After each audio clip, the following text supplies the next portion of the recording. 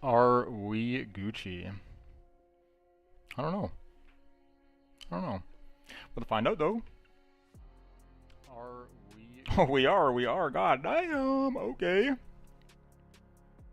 Okay. I'm so out of it. Like this for the routine of like being here. I don't even know what's going on. Boy, I don't even know what's going on. Probably get a link though.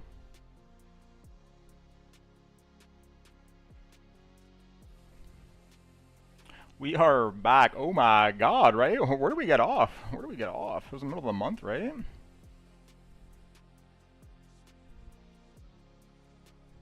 Yeah, I was around here. I remember those the red boxes we were drawing on stream, right? It's been a while, right? Been a while. God damn. I cannot wait to get caught up.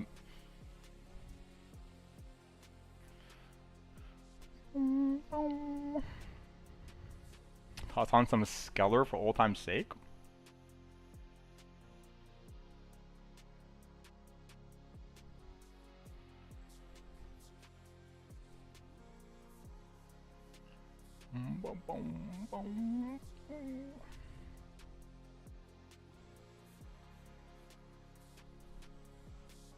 Go post this thing in the Discord and get going.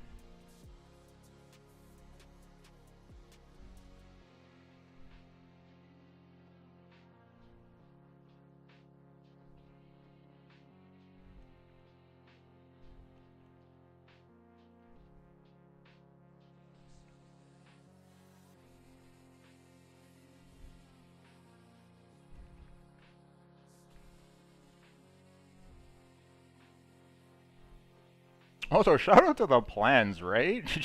The Discord, like, guys, this game. I swear, right? Is it too fucking easy? Actually, too fucking easy. Game sense on 1000 over here. It's fucking crazy.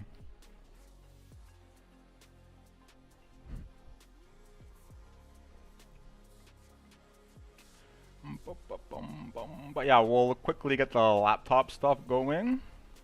Then we'll get caught up from the last post because I haven't posted in there in a couple of days, right? Nothing really going on over the weekend. And we'll be caught up. We'll be back in sync.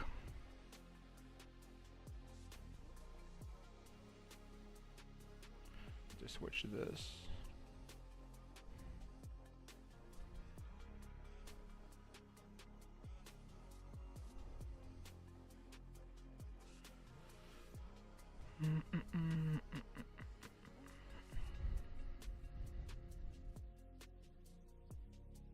Imagine this though. Imagine this, right? I come back to this house yesterday. No power. Why? I don't know, right? Who the fuck knows? All the food in my freezer just rotted to shit. Smells like death in there. Literal death. I opened that thing and almost passed out.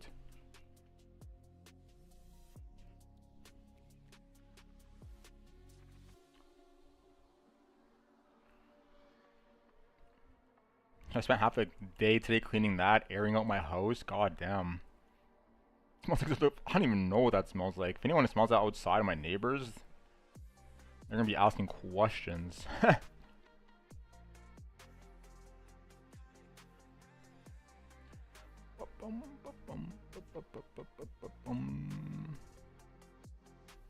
probably make sure we have our to-do list, yeah. Don't get too carried away, too distracted.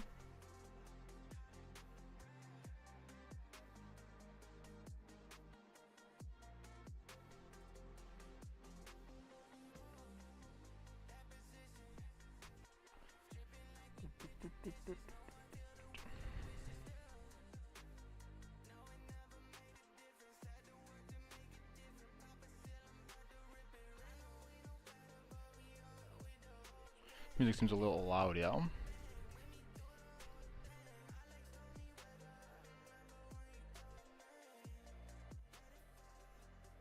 What was the last thing we talked about in this thing?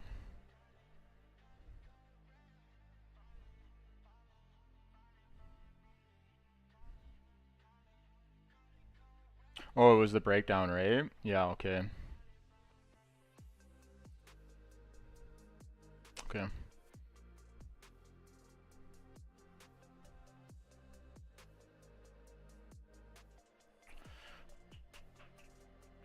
Oh yeah, no, I mean nothing has really changed, right? I got into the short there. I've been sitting in that thing, and then we talked about the longing down here, right? Quite some time ago. I think it was on the 22nd, if I'm correct.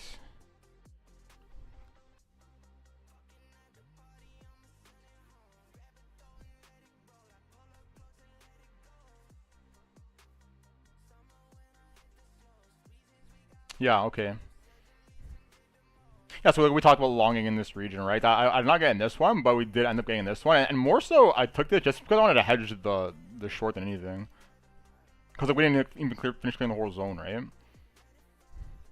But it was like the weekend, and I was gonna be traveling, so like I don't want to be sitting around looking at these charts. So I'm like, okay, this thing's pretty juicy profit right now. I'll just open it here, and whatever happens, happens. So yeah, that's that.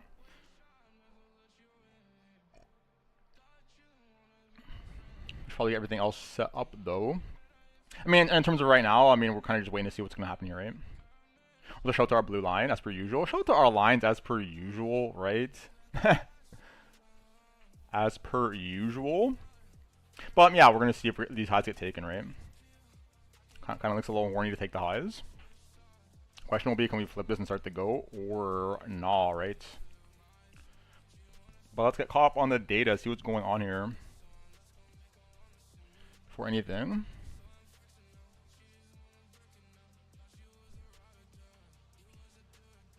You have a lot to do. Lots.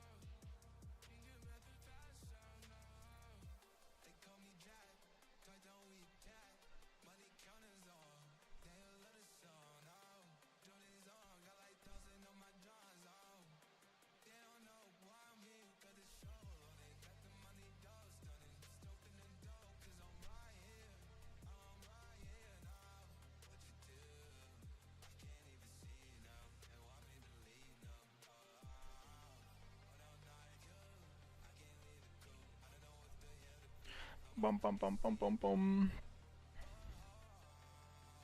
Shout out to the math.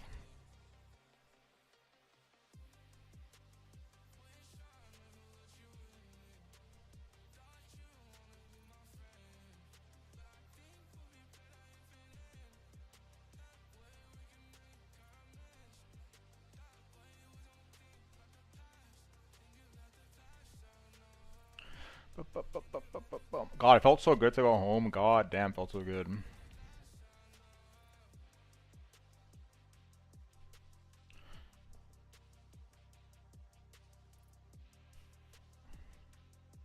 Nerded out a lot though. We nerded out on a lot of shit. Let's finish this.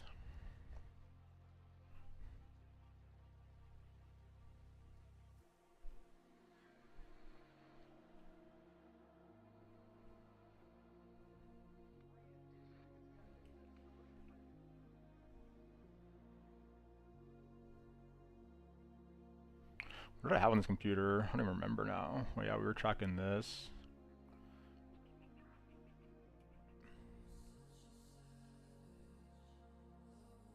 Okay, we'll have to catch up on some of this stuff later and back test some of it probably. We'll add that to the to-do list. Cause yeah, cause these few tabs here, I haven't been like keeping track of them almost at home.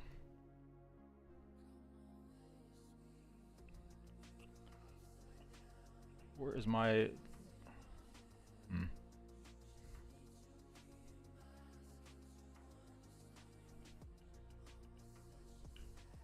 did like a massive moving average nerd out. You know, all the different kinds of moving averages, both for like discretionary trading and for like algorithmic trading.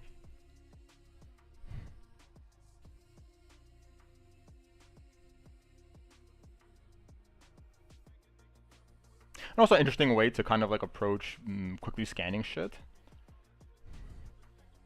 This is like the 1 day rolling moving average. This is weekly, monthly, quarterly, yearly. So like very quickly, like you just look up whatever, and you kind of get a feel for like how the trends are in each of those like time frames, depending on what kind of granularity you're trying to trade on. But anyways, we'll nerd out with this later. Won't look at this too much right now.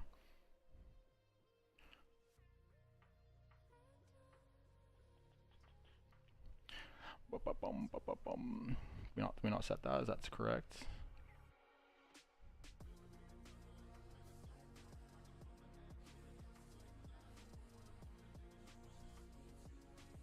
Okay.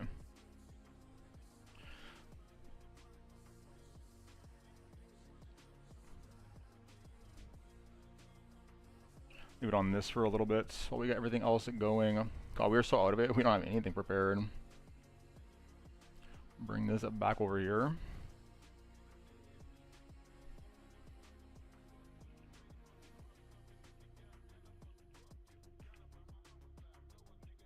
Wait, I can stand up. I forgot about this. I haven't been here in so long, it's crazy.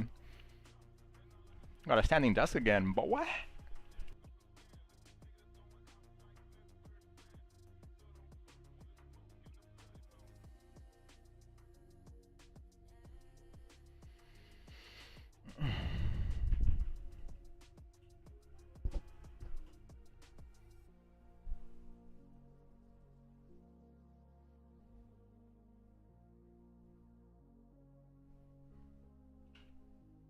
And we've been going crazy in the gym too.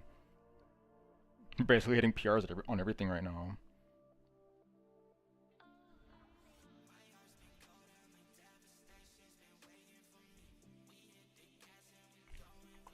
We are inching our way there.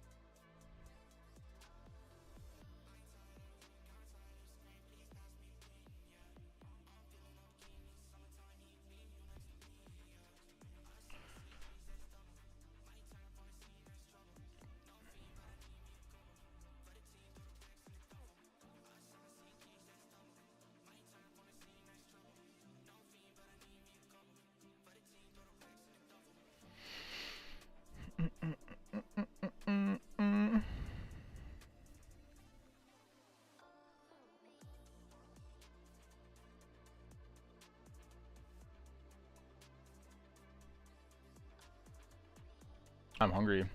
Oh yeah, I have to throw all my food out. That's the other thing. Feels bad. And like all the condiments. So much crap, all garbage. Fuck. Fuck.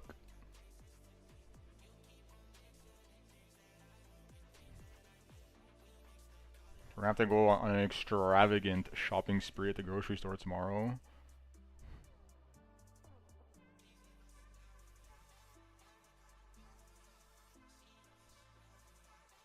And also, something's wrong with my fridge. That's the other thing. Like, the LED display is not, like, functioning correctly. Even though the fridge is. So, I'm not sure what's going on with that. Perhaps, like, lightning hit near the area or something? I don't know. Fried the circuit?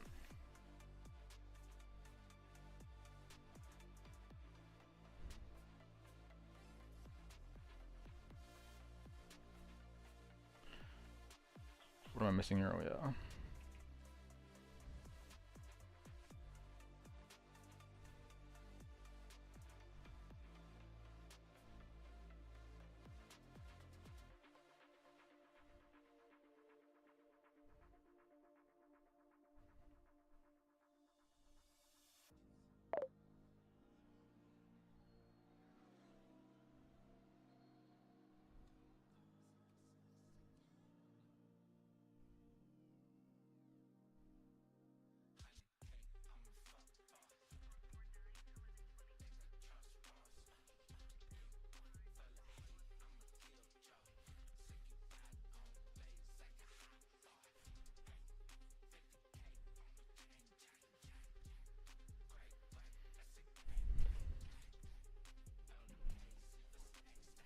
Got protein bars though.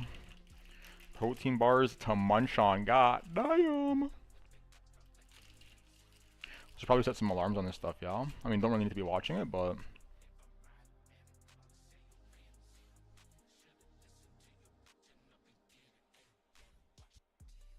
okay, well, we'll definitely be mindful of these alts because like I don't know, not really a whole lot to do in terms of this thing, right?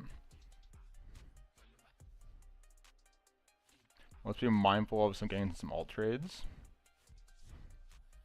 Let's close some of this old garbage.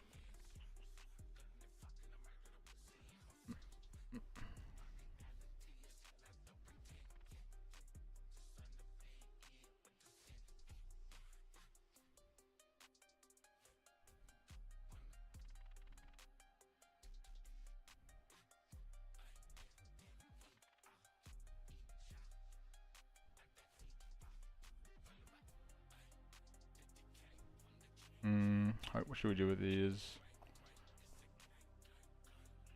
We'll leave this at the very end.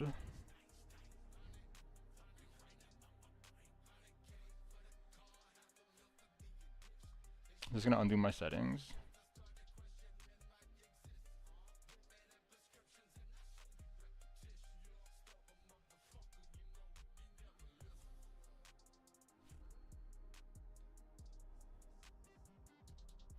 Anyways.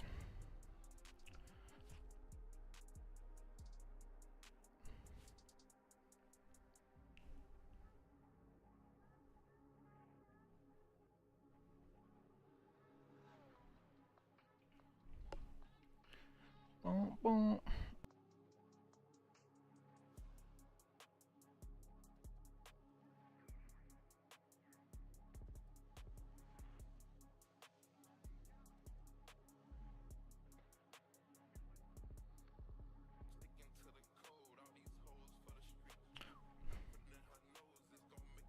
Was I muted that whole time? Shopping spree, it's a good stuff, yeah. I mean, don't.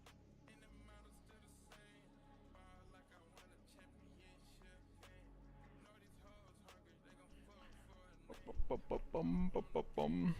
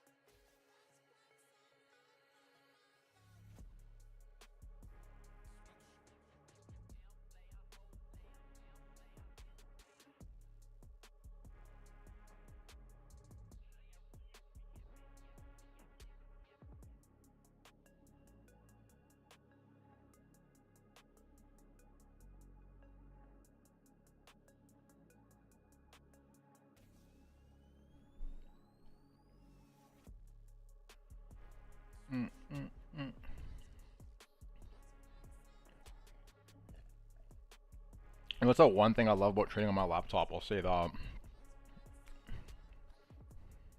I just always have the tabs open, right? So there's no like having to set everything up. You just open that bitch, good to go.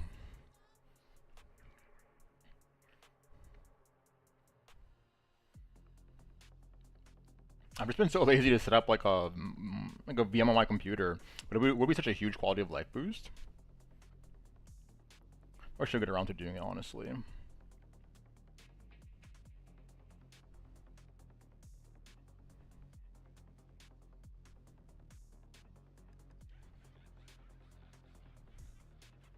probably take a gander what the options data is looking like too.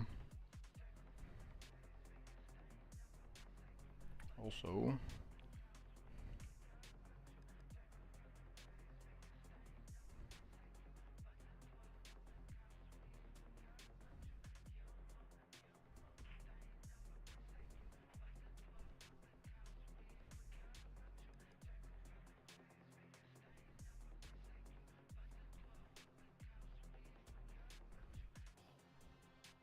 A lot of interesting data coming out this week, right? Next 3 days are gonna be pretty interesting.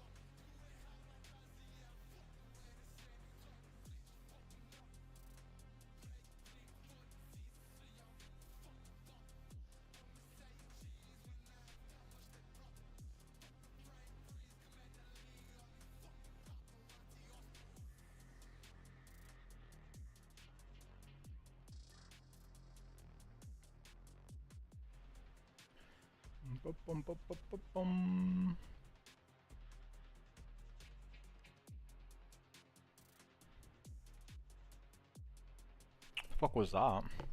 The fuck was that?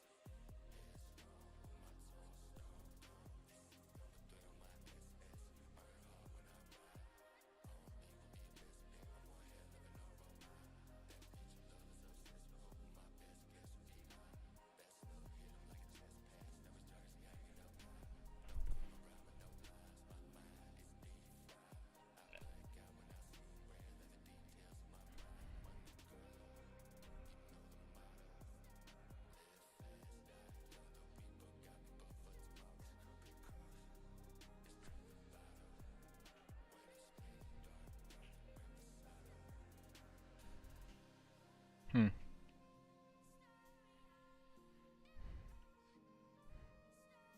I'm very curious if we leave this behind, right? Where's my mouse? Where's this thing? The zone? Seems suspicious, very suspicious, right? Last time we did that was like way at the lows, right?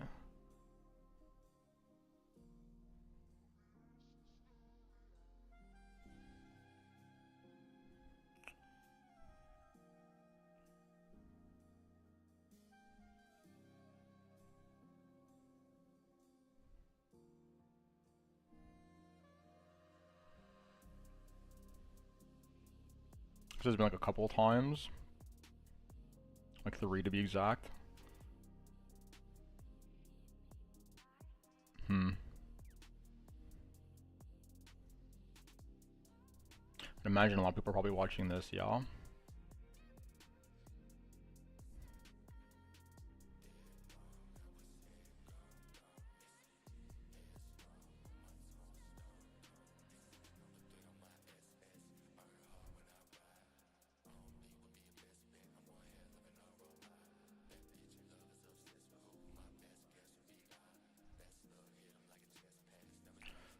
boom, boom.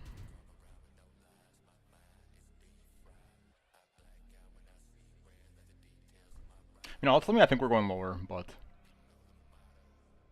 I think a lot of people took the short where I did, so we'll not be surprised at all for us to all, like, you know, them come wreck everybody and then make the move. Right, we start to go, right, we'll see. Maybe we start to go.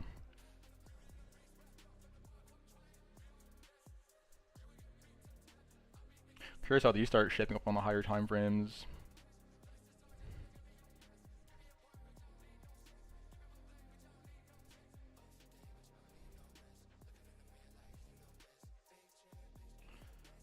Boom, boom, boom, boom, boom, boom.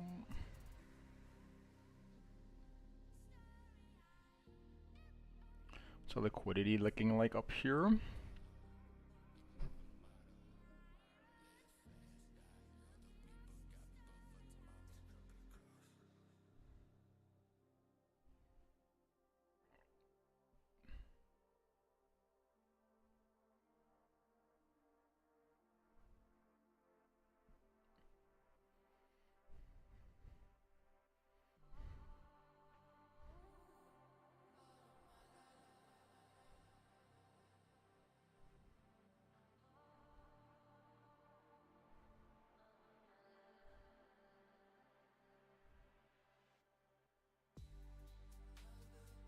Interesting. This Coin Glass Max Pain tab is pretty interesting, right?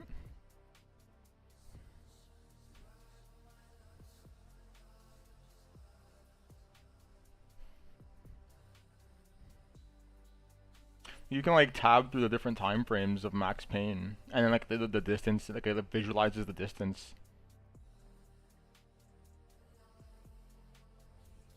Interesting. Do they have an API for this?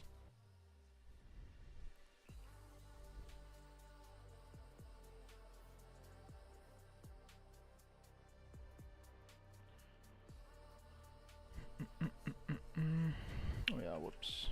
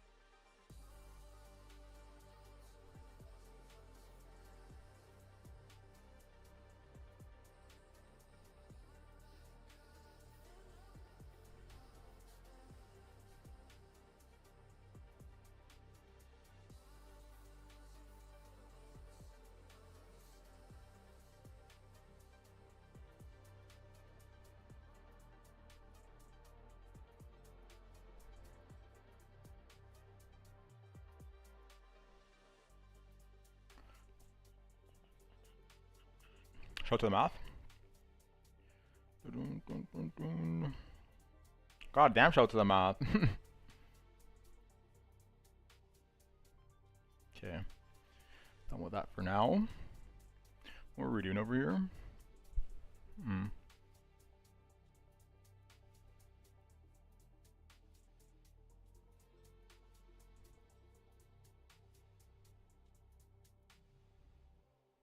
It's 1126. 1126. The poor high. Okay, so like, definitely be very mindful, like SFP up here, yeah. Market just grabs the liquidity, taps the naked point of control, and just yeet. Be very mindful of that. Kind of see how that correlates with some of these alts.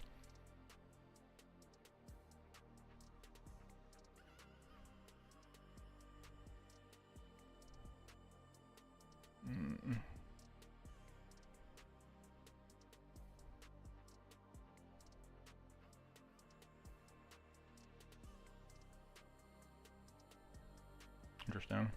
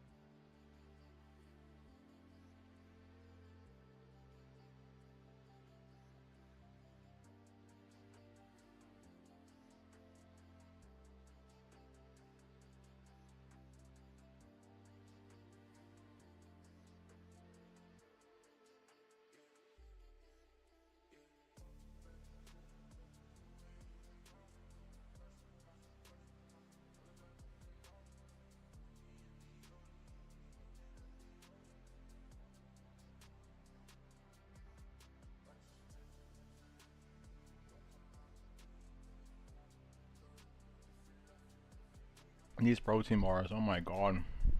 I feel like I'm getting a goddamn jaw workout. I'm choosing 1,000,000 times.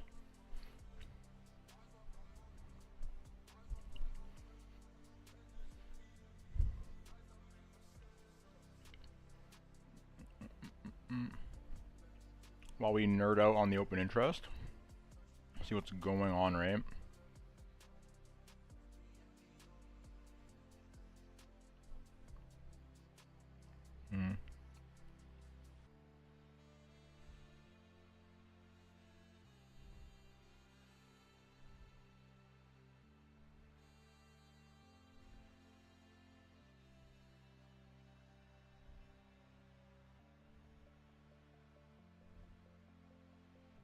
Interesting.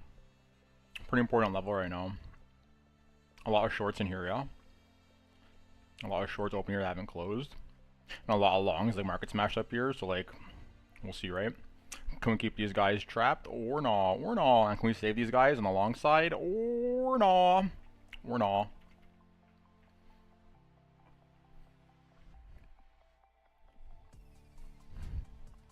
Warnall.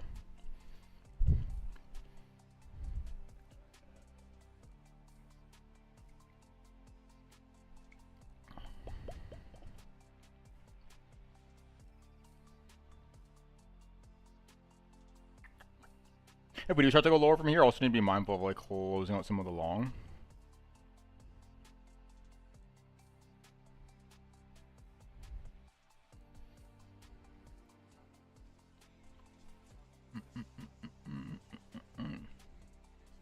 Secure some of that juice.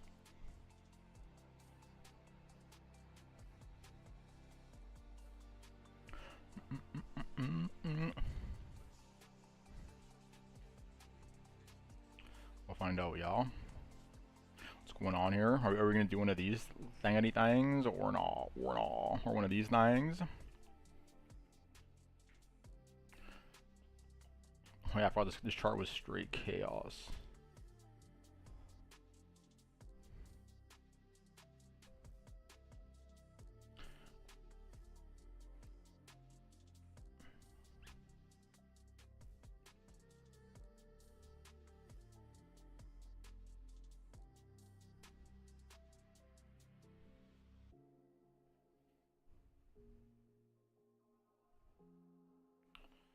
Leave it like that for now.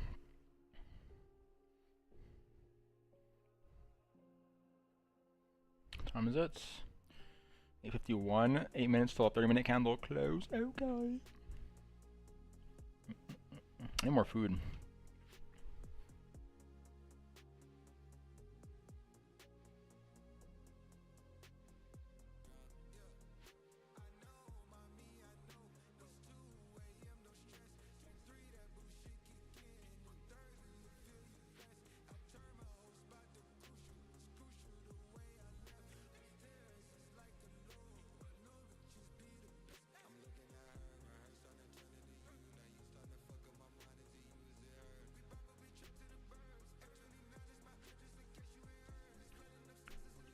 I also had a lengthy discussion with a trader in Toronto who I actually used to play games with.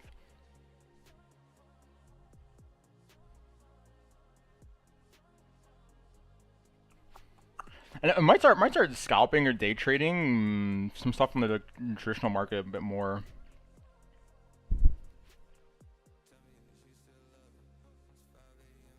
Because there's some stuff out there with like pretty crazy volatility, right?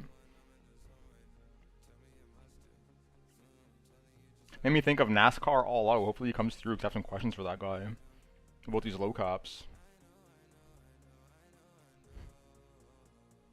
Because they are big juice in doing that. Big juice.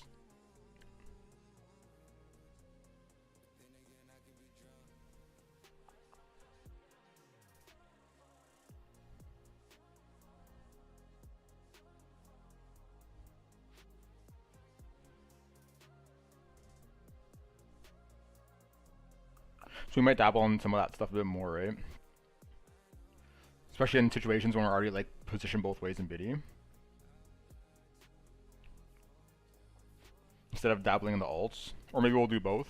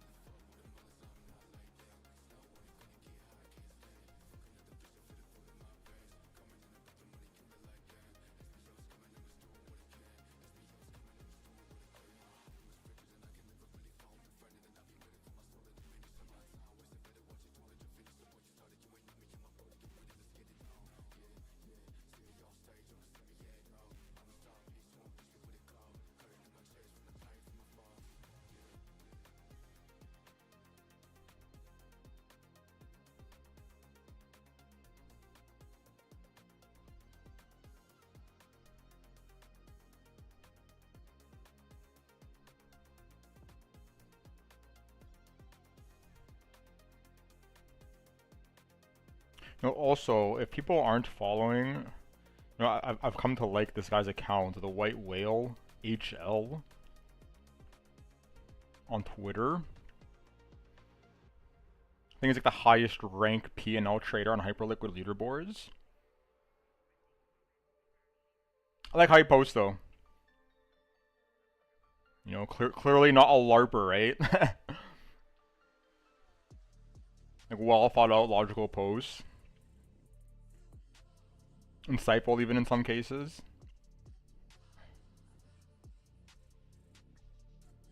Plus Mega Juicer, right? Mega Juicer. 9-figure P&L.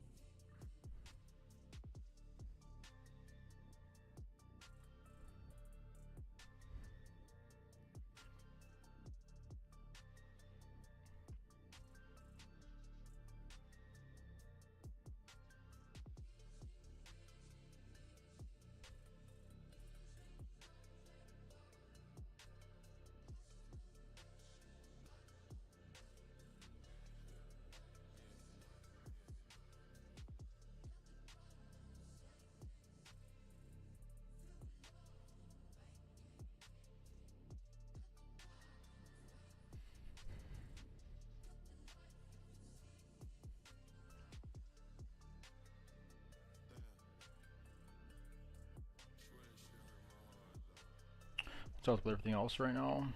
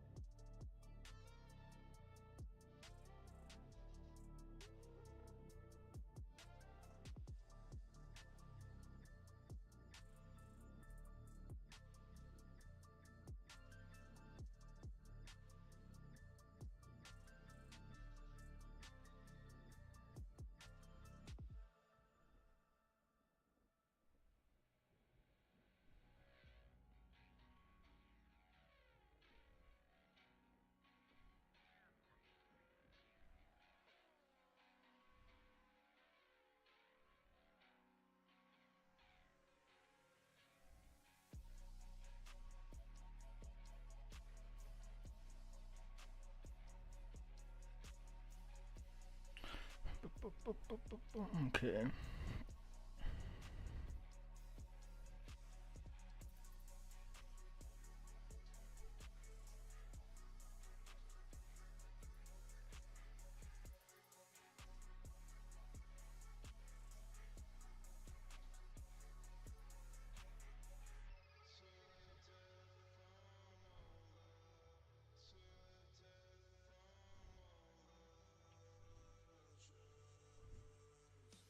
We have an alarm there, right?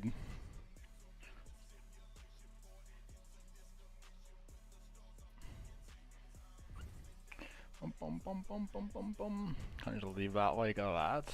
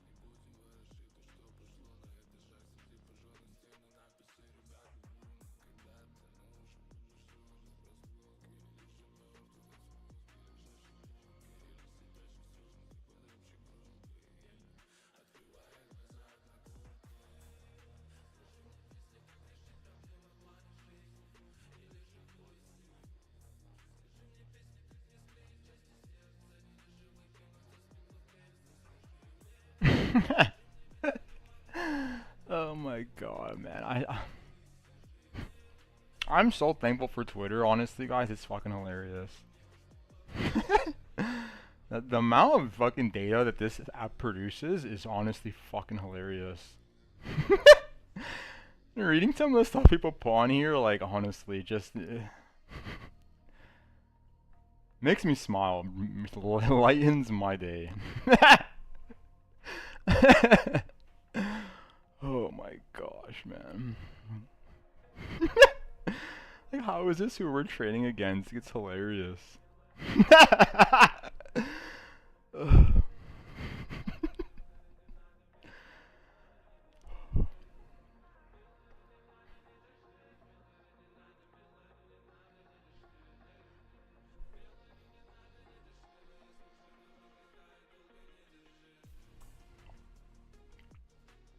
Oh man.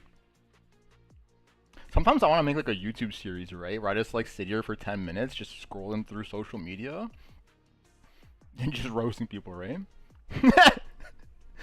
Just fucking cooking them alive and then just go on to the next one.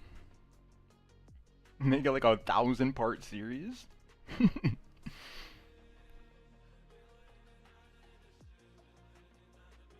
don't got time for that though.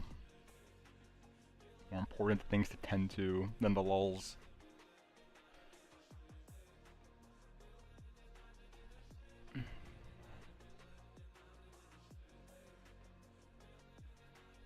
Should we leave the zone drawn out?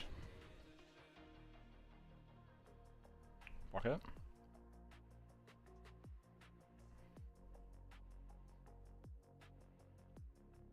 color should we make this one?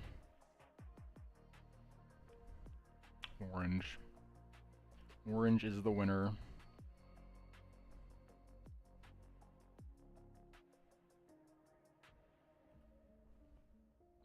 Bum, bum, bum, bum, bum.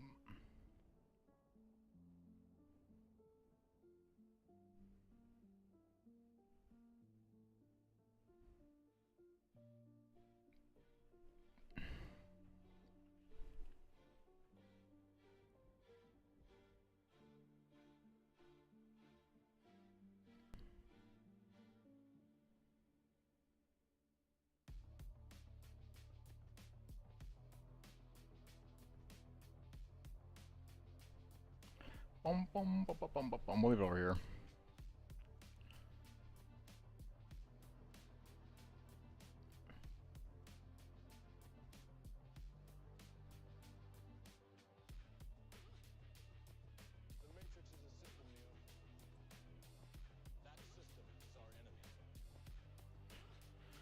Bum, bum, bum, bum, bum.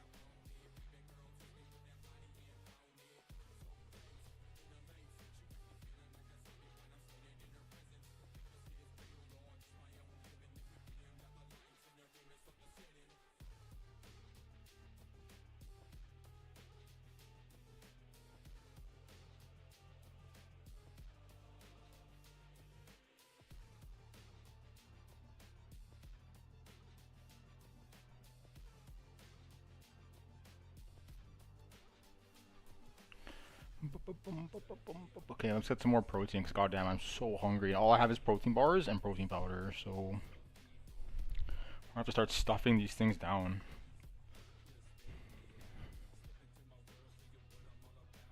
Actually, no, I have yogurt, actually.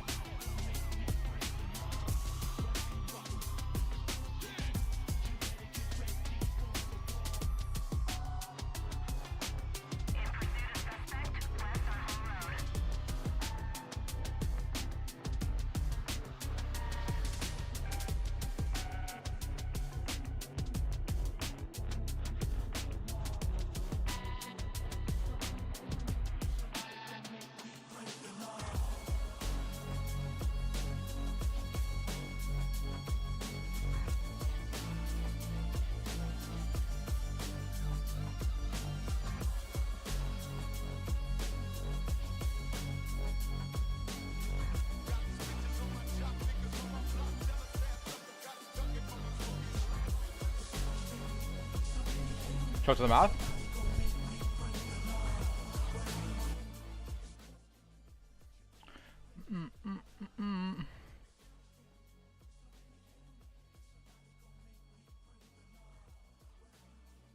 What is this V WAP?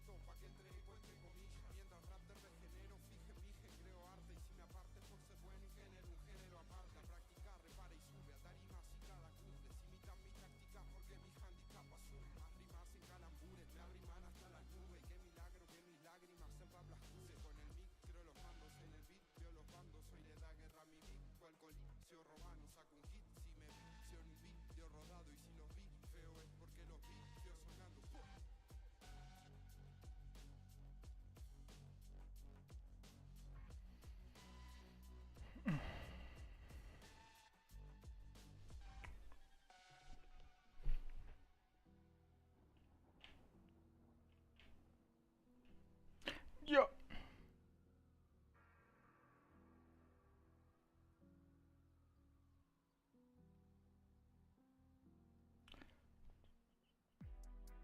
Yeah, damn.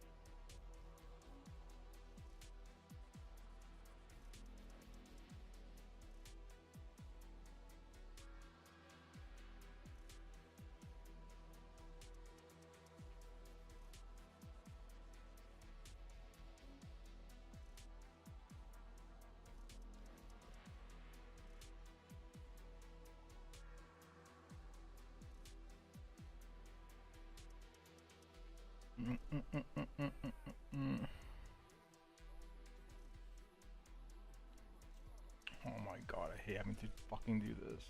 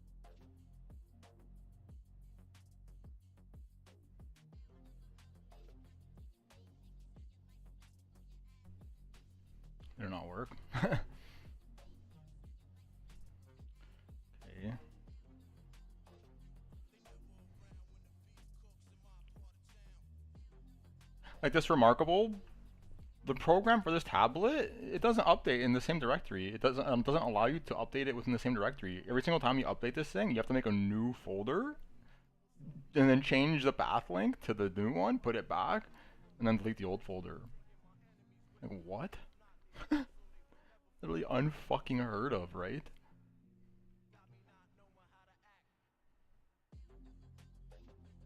I swear, if I was some of these people, I would not even put that on my resume. I worked there. I'd be honestly embarrassed.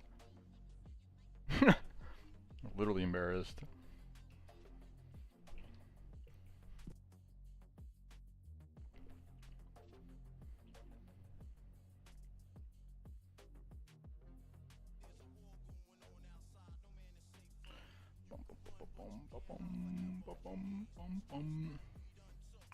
Cool.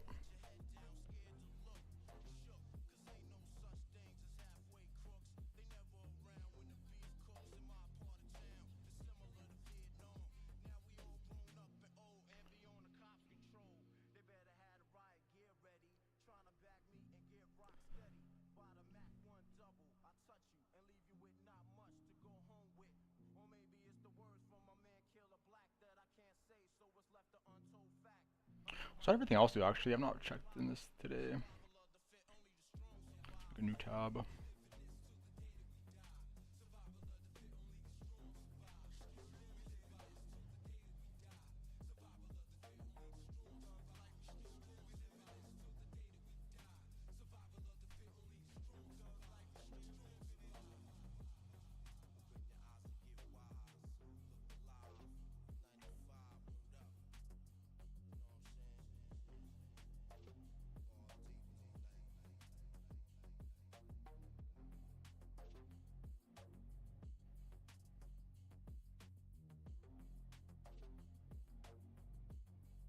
Where was our drawing? Is it on the other one?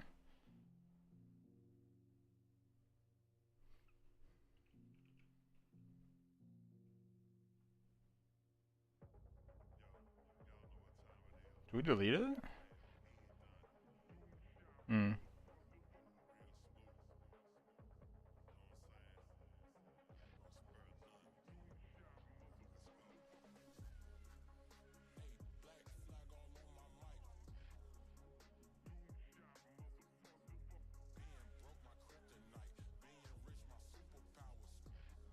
Also, this thing ended up sending, right? Remember when we were talking about this? Never ended up buying any of it, but yeah, like, fucking there you go, right? This whole Trump link thing with this thing. There you fucking go. How's the other one doing, by the way?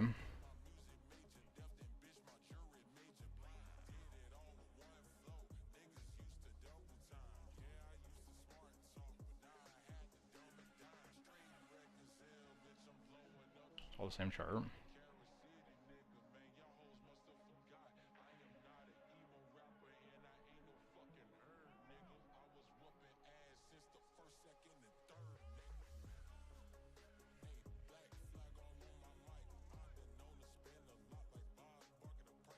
Why do we have 2 ETHs?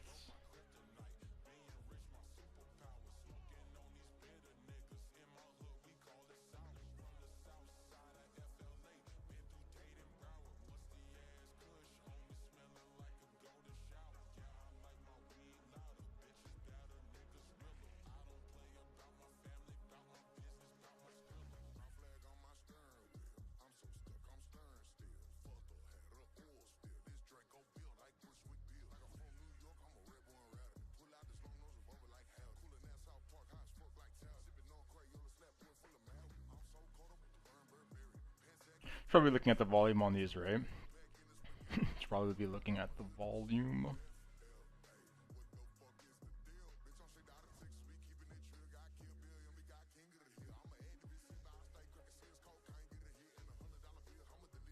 It's got the, this was like the day of the link announcement, I believe, right?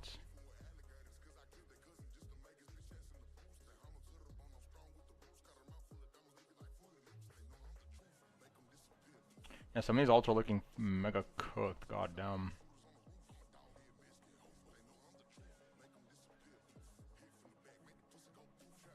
Also above a lot of like high time frame levels. A lot of these things. Interesting.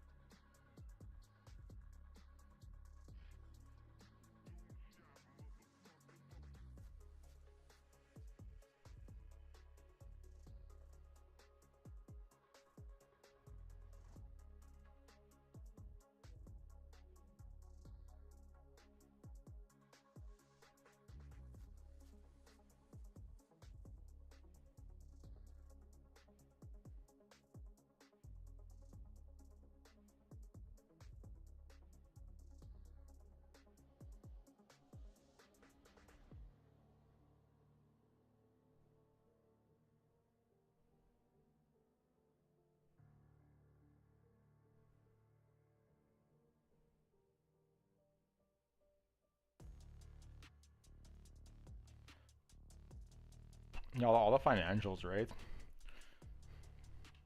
Financials been going pretty crazy.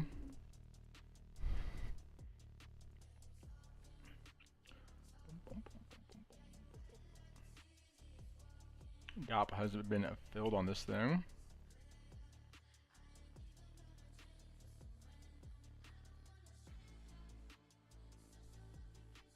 Juice. Juice, juice, juice. How's the Pepsi doing? Damn, damn, damn.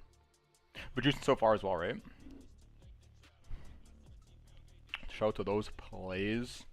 Now, we were waiting on those for forever, right?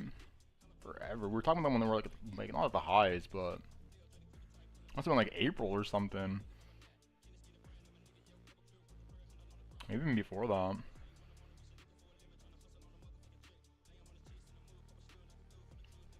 We were nerding on all kinds of stuff that day. That was the day that we were looking at like Dollar Tree and all that stuff. I was mind blown.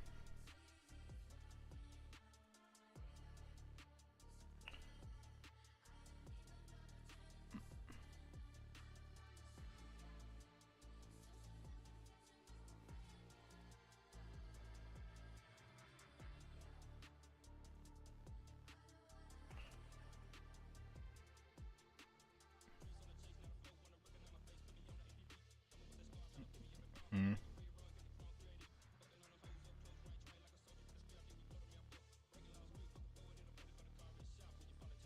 What else do we want to look at? Fuck, what was it?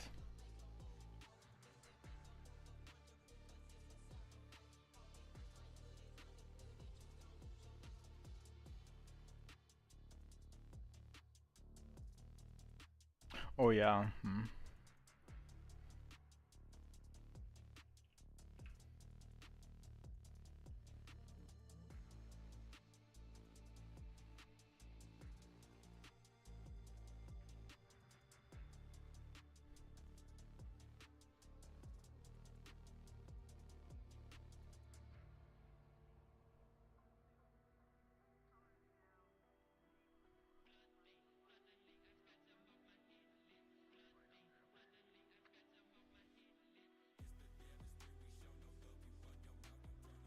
Hmm.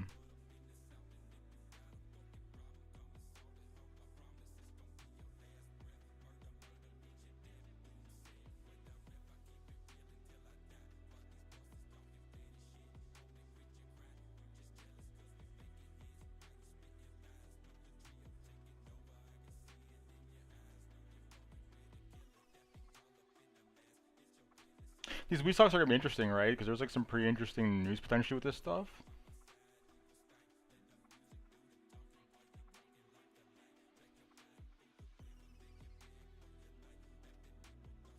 Do they all look like this? Interesting.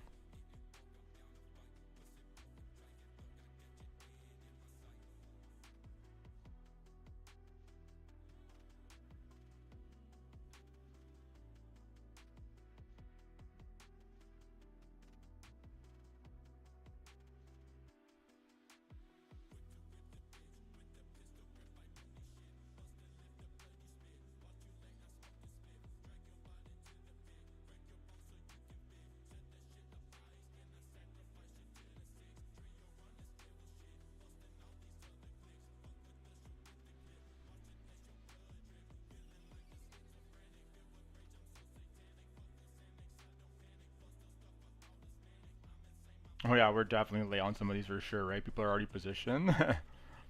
Yeah, interesting. But it still might be worth catching some of these moves, right? Because these things end up, they all look like this and they end up ripping.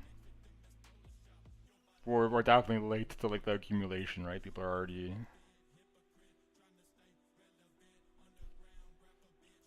beast of the punch.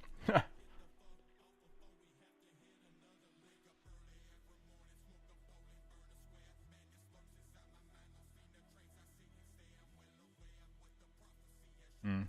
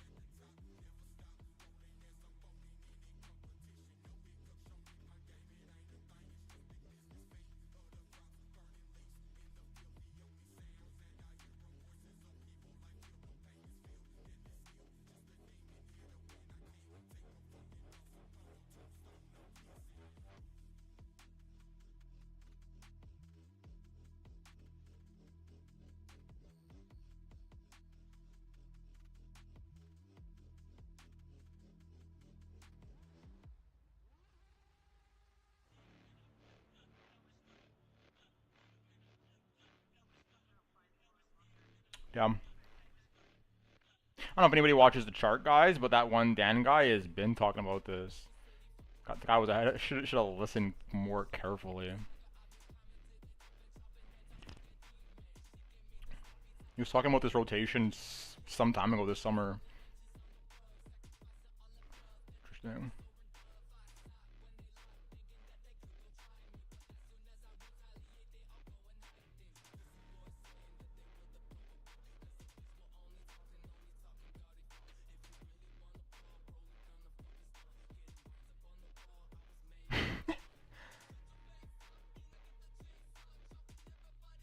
The ETF is called MJ.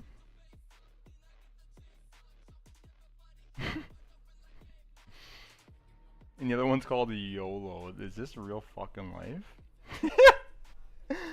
Are you kidding me? MJ and YOLO. That is funny.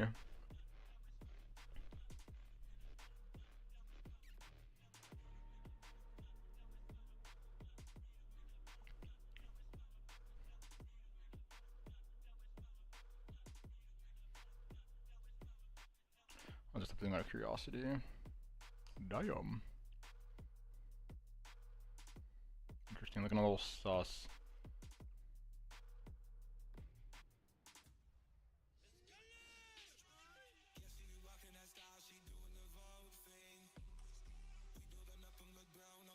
Interesting.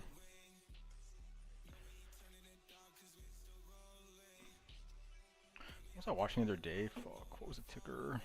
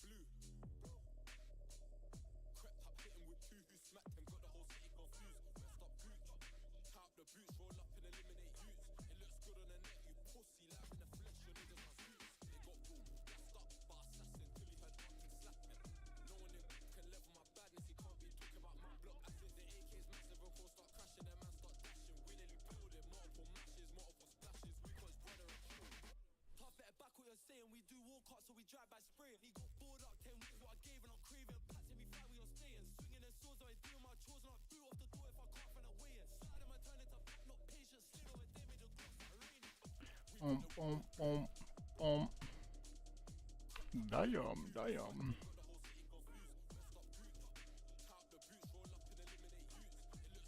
Overflow looking hella bearish. God damn.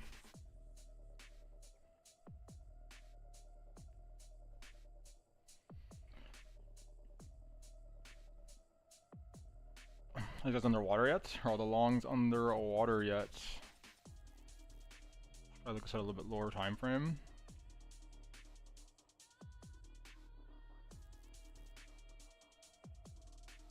First batch is here.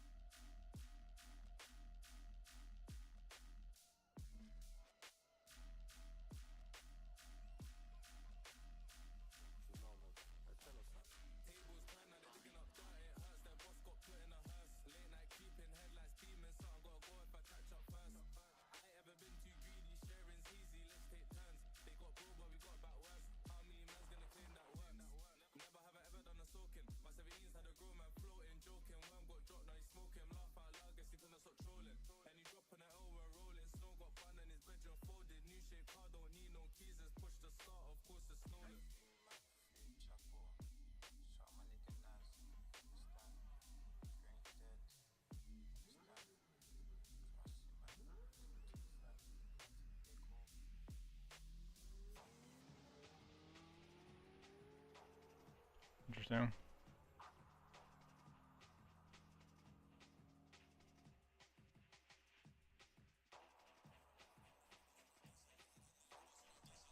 Interesting positioning on OKX, we'll say that.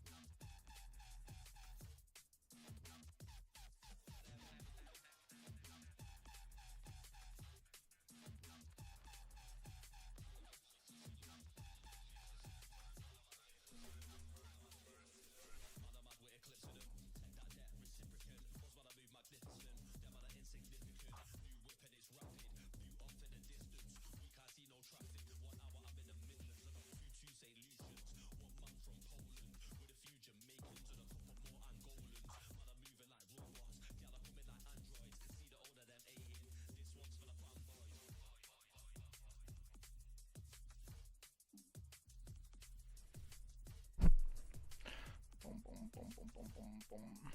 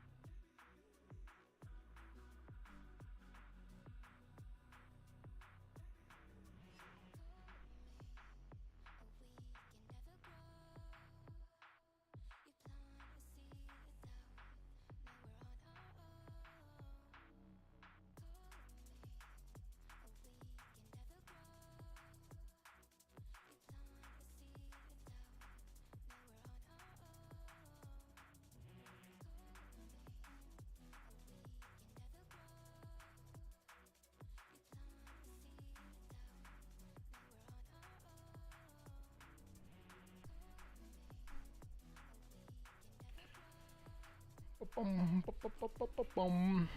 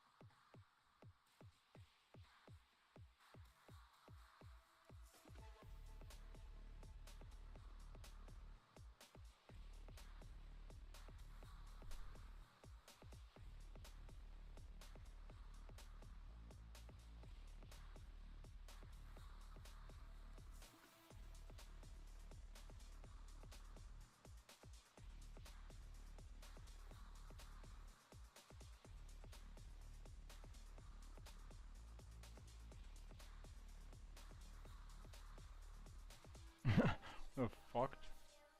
What the hell? My chart just broke. This is 1137.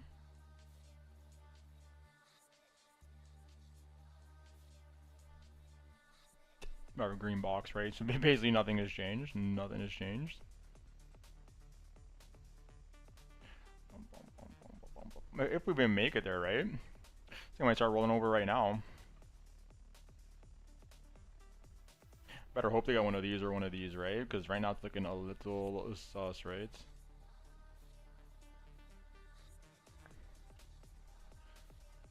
Especially because like this move that we just did down here.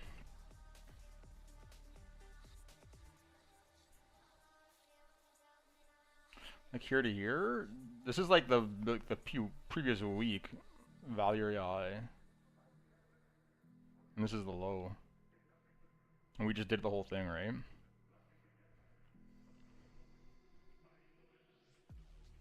Pretty like clear sign of weakness here already. Extremely bearish if we start to leave these single prints behind like this, right?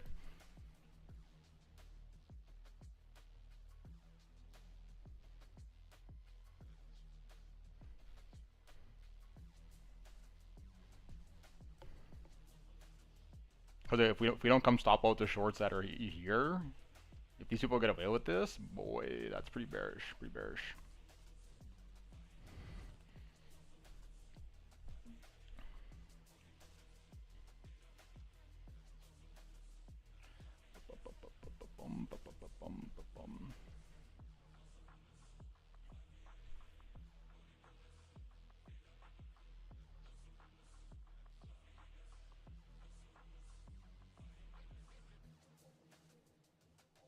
How are the indexes doing?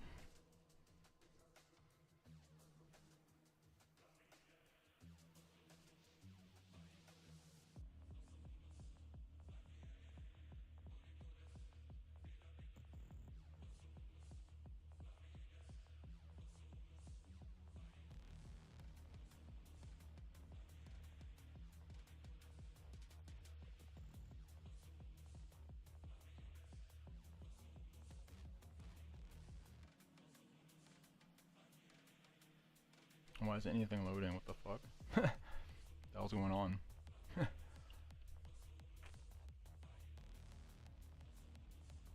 What the hell? Interesting.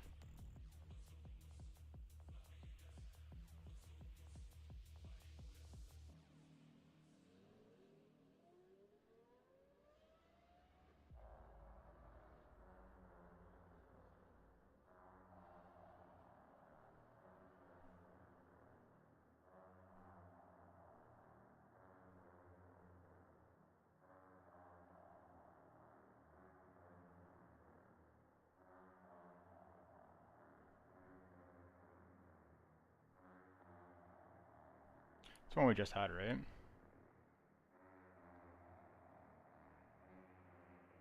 Okay.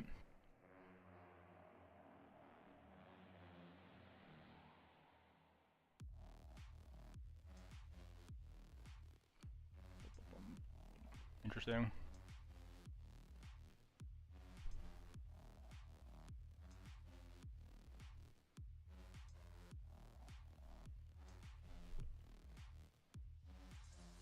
How's silver doing?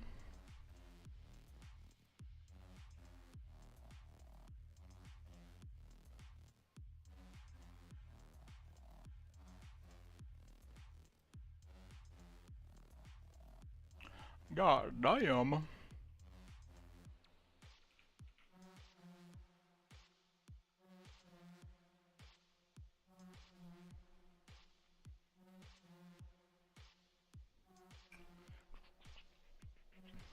Did anybody just market smash that shit? Did they have posts on Discord? Because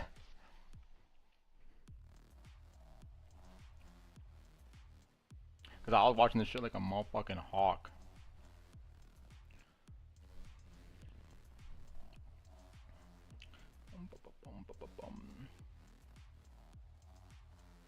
Also, seems like the positioning is not particularly. I mean, we'll find out when like the commitment of trader report updates, but.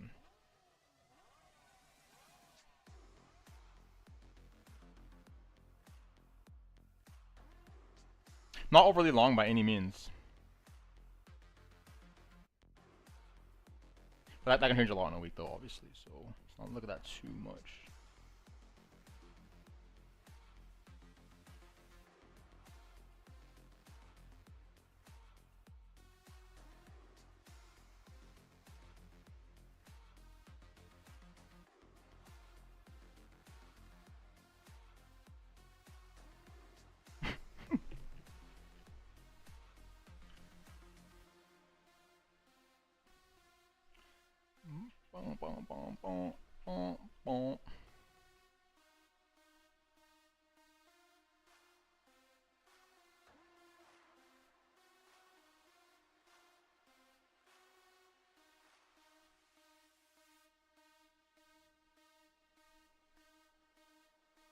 Leave these like this, yeah. See if they can start to math or null.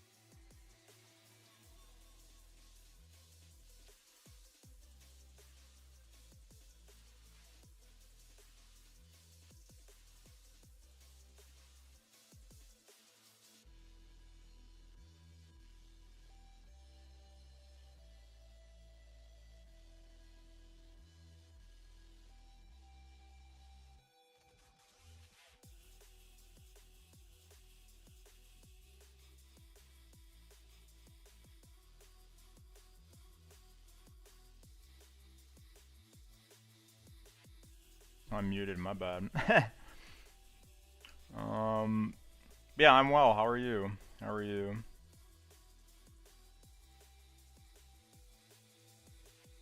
My bad.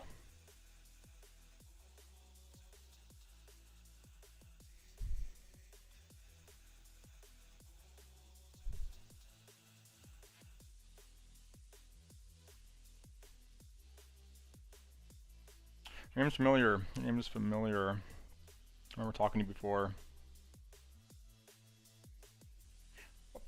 Hopefully you had an amazing end to your summer, right? Summer's done technically, I think, right?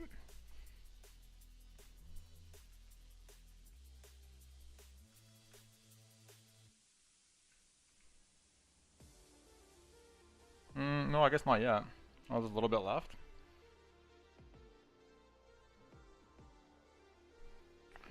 We're getting there, though.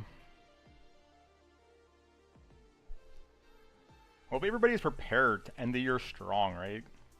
We're gonna go fucking hard for the next 4 months. And then top it off with an amazing Christmas.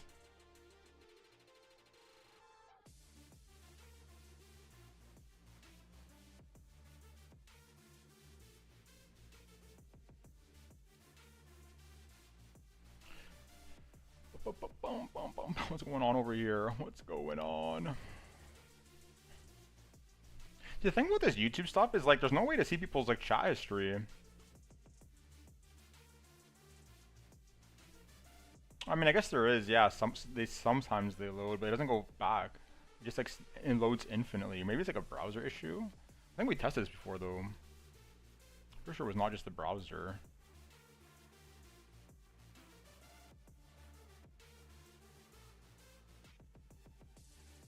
Anyways.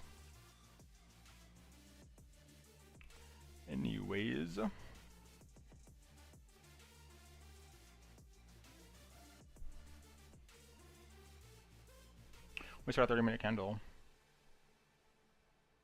Okay, 2-hour candle as well.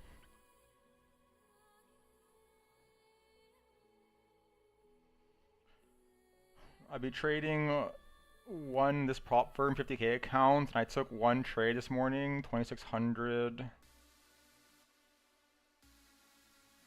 Now I have to make more profit, they say, because 40% consistency rule.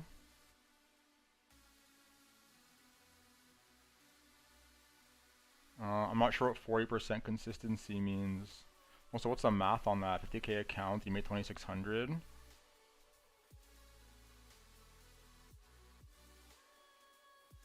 50k account, you make 2600.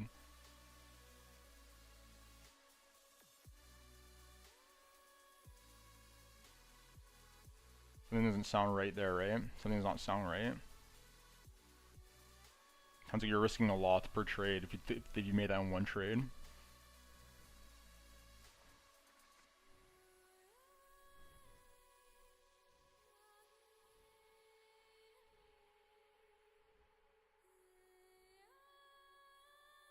If you risk 1% of that account, that's $500. You made 5 times that. So either you hit a 500% juicer or you're using like a lot of size.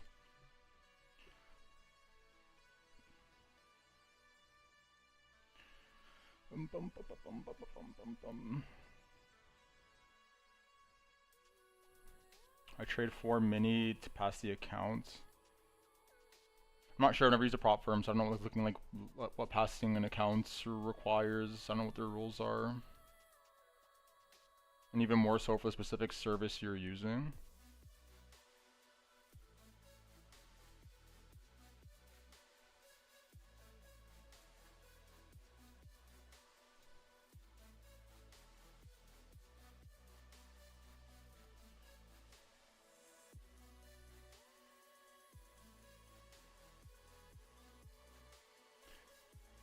As your current highest profitable day,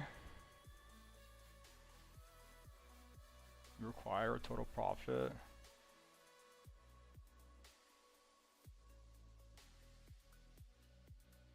%40 of what though?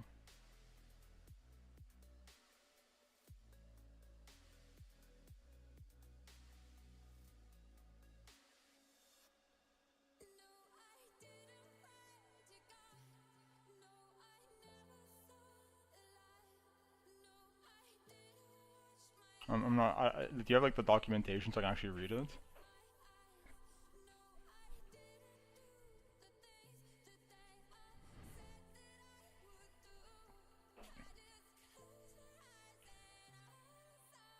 Like, how does 40% of 25,000 or 2,500 is not?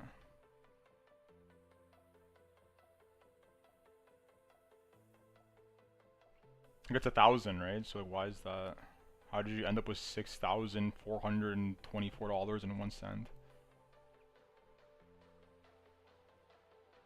Sounds to me like this is a rule to get people who are like risking too much in a trade, right? You risk too much on your very first trade, you made a lot of money, and now they're saying, okay, well that's like your barrier, and you should be doing that every single trade then. So as soon as you start losing, you're gonna like, blow the account.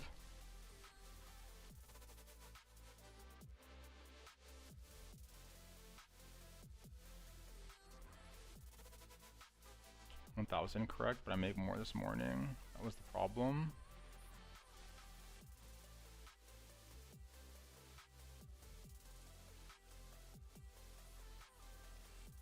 I just rushed to pass the account.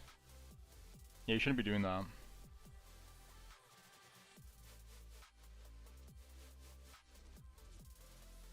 Like, this game is like...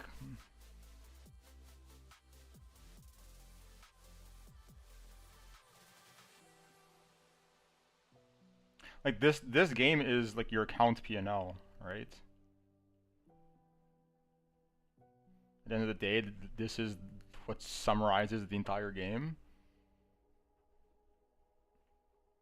So like, you should always be thinking about it from like this perspective, right?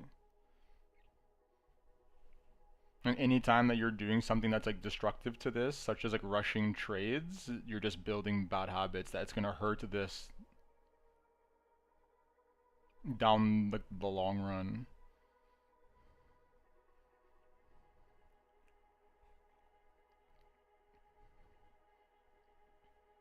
Especially when you're sizing the way you are, right? Because like, yeah, you get 2 or 3 trades in a row and then one loss, you're just back down here, or if not worse. Like, it's funny actually, if you go look at, there's the funniest chart. Not even funny, it's expected chart is what it is.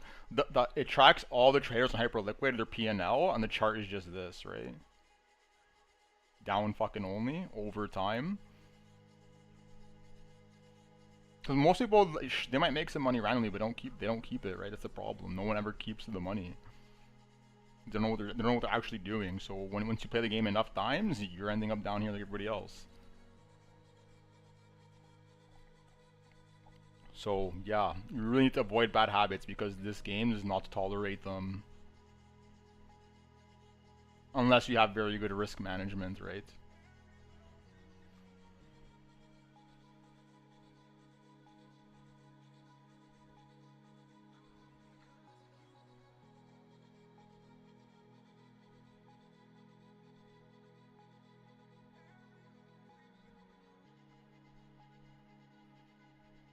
It's like one thing to do, like make a mistake on a trade that maybe you shouldn't have been doing, and you lost like 1% or like 5 or not like 0.5% of your account, or even less than that. It's another thing to like do some stupid mistake and just fucking 5% the nerf to your total account in like one trade is like absurd, right?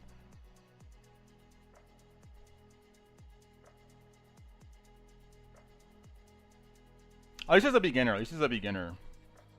Because like once you get more experience, like there's gonna be certain times where you're gonna be wanting to take trades where like this is your potential downside, right? Like you're witnessing such an outlier event that it like warrants sizing up the trade.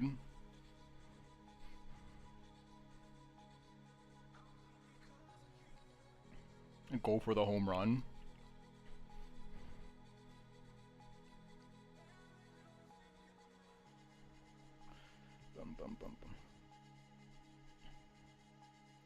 I risk 4 mini with a tight stop loss. Fair. Fair. Is fair. if you're really precise with your entries, fair enough. Won't debate that, right?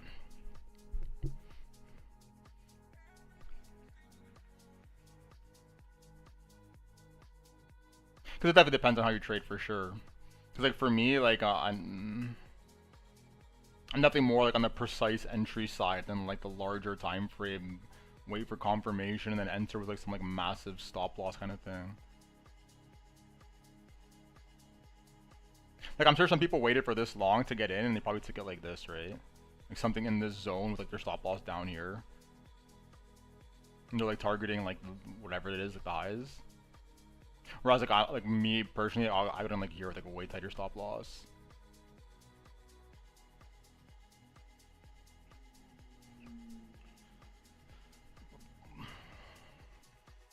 I make 5.2% this morning. I know I have to pass the account first.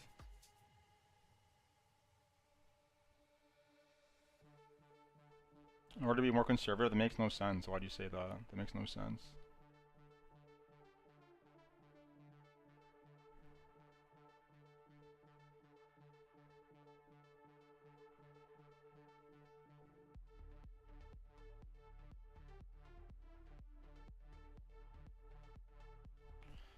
Where was yesterday's VWAP? We deleted it.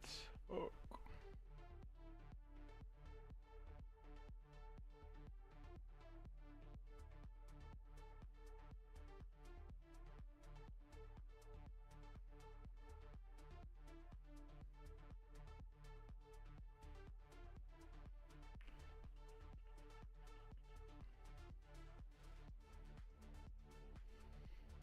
On live account, it's different. Why do you say that though? Like, you haven't given a reason as to why it's the case, right? You're just saying I need to be, or I have to pass the account first. Surely there's some like logical statement behind that.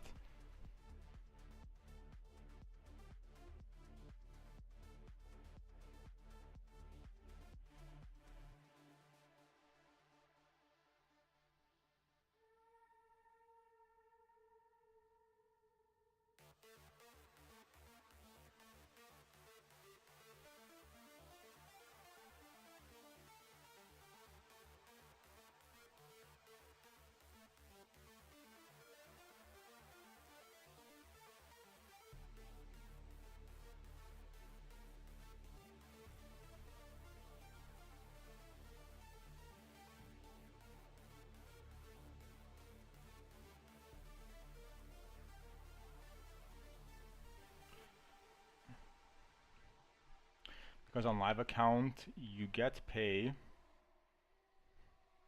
and you trade more careful. Not good enough. It's not good enough, my friend.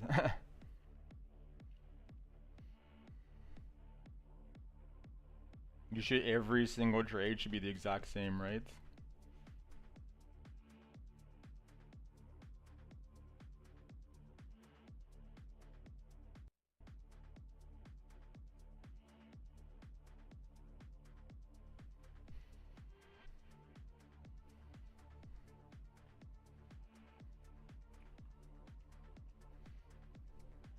Why? Because there should be no difference. There should be no difference, right? You should be, every single trade you take should be following the same like logic, right? You're taking the trade for X, Y, Z reasons. You're gonna risk whatever percentage it is of your account, and that's what you're doing. You shouldn't be saying, "Oh, I'm trading my whatever it's called. What's the thing called?"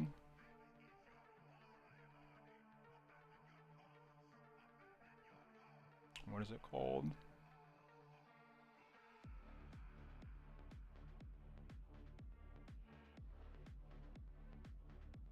Whatever, like to pass your prop firm test, right? Like there should be no difference whether you're trading the prop firm test account or your real account. Like why is the trading varying between them? There's no logic behind it. Is big difference. Simulation and live is a big difference. It's not though. If you think that, then like you're not gonna make it trading, right? There's literally no difference.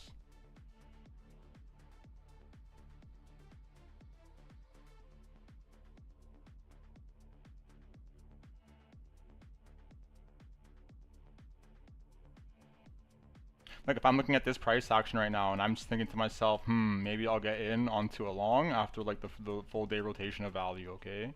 So like we're looking at this zone for potential long, and yesterday's negative point of control. I'm sitting here deciding if I want to take this trade or not.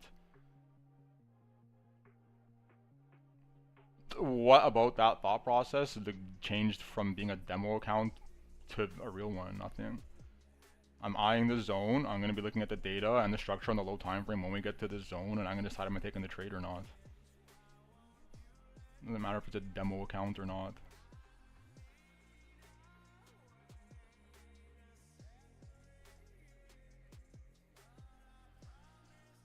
If you would trade a personal account, would you be risking 5 minis? No, I don't know how much a mini is worth. But either that's the whole point though. Like, why are you risking so much just because it's a demo account? Risking bigger than you should, from what I've seen, and when I read online, that seems like the biggest mistake people do, right?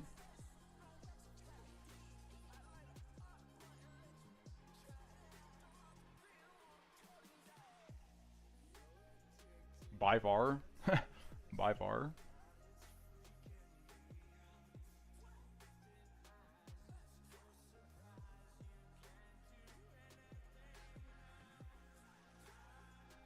It's gonna be very hard to catch up if like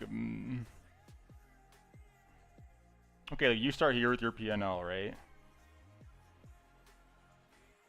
And you like get a few trades. And then you get like 2 bad losses in a row. And then you gotta get back just to try and get the break even to where you started. And then you win 1, lose 1, win 1, lose 2. And you like win a couple, like lose 1, win a couple, lose 1. And like these big losses like are so detrimental. So detrimental. Especially when you don't have a lot of money to trade with.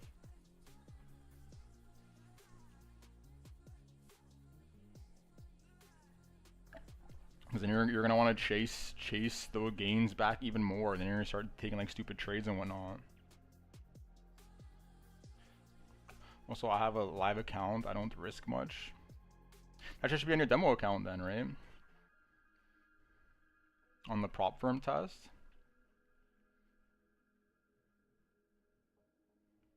Because now, like, not only that, but like now you're this whole rule that you were just talking about, the 6,000 whatever dollars, right? Like it seems like you're pretty screwed now because of that.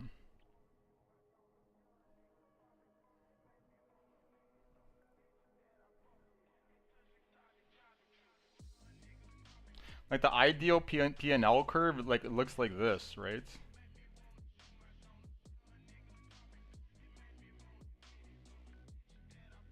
Like that's ideally, and then when you like zoom out, like let's say we had more time on it, the chart went out further.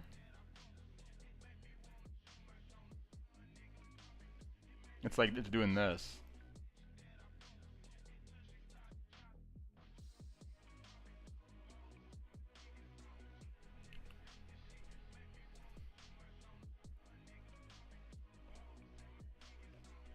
Like the only way you get these portions is if you don't take massive losses.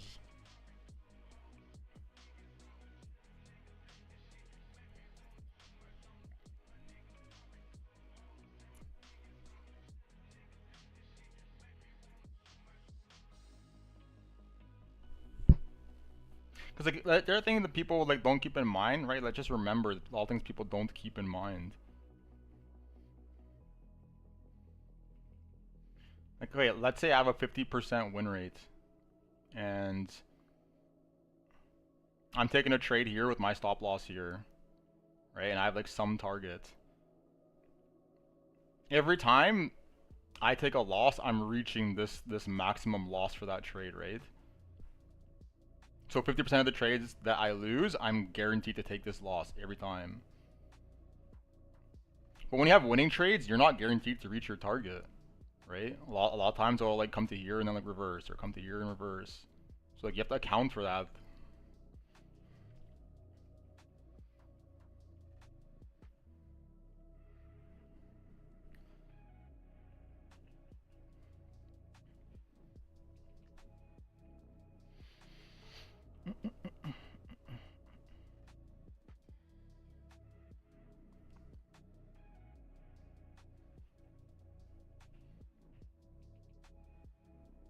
Hard to say though, everyone's different, I guess, right? Everyone has their own way of trading. But what you're describing sounds like very fishy, right? All red flags, all alarms going off in my brain. You're gonna start to go here, or what? Or what?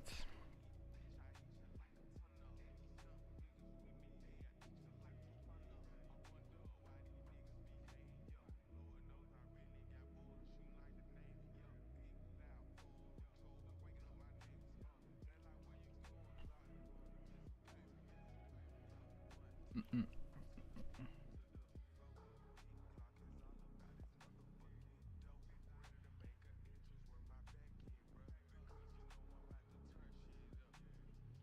Mm-mm, mm-mm.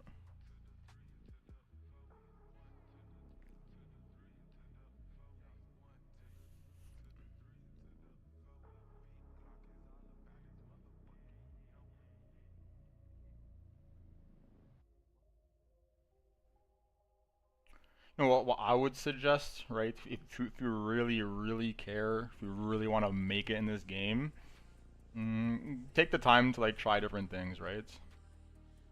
So like, let's say you have $100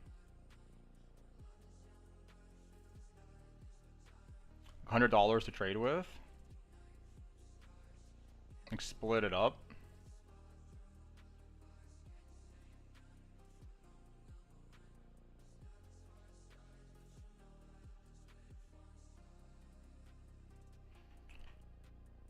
And then trade differently with this, right? Trade differently with each of them. And then monitor the results with your eyeballs, right? Keep track of the data, monitor what's going on.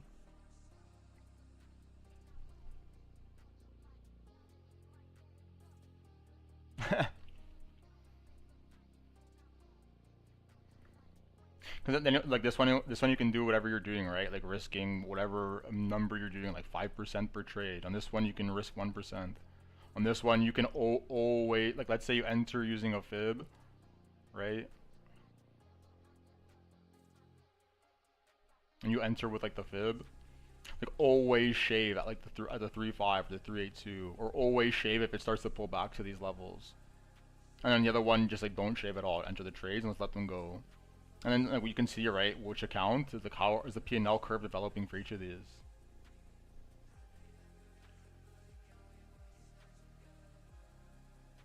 Because there's a lot of subjectivity, a lot of variance to it, right? It also depends a lot on how you trade. But at the end of the day, if you don't know, if you're not doing this stuff to know, then you don't know, right? Maybe you find out that every single time you shave at the 382, that account's growing way faster.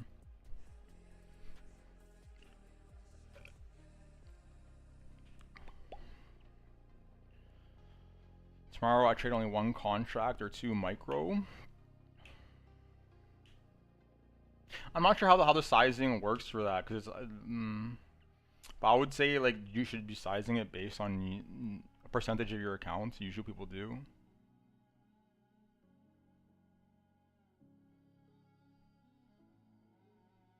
My advice would be, if you're like first of all, I don't know if you're profitable or not, right? Like, have you been paper trading and able to build up an account or not? If not, I would definitely say 1% per trade of your total account, max.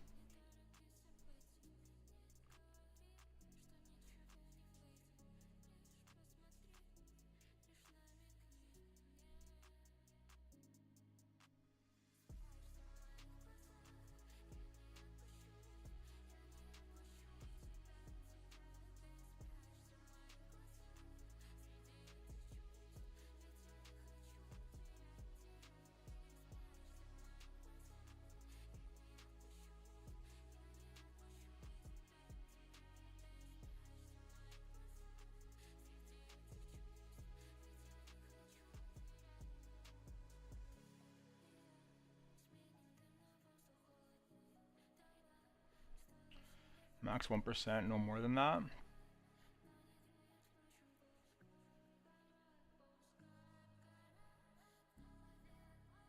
Yeah, try it, right? Try it.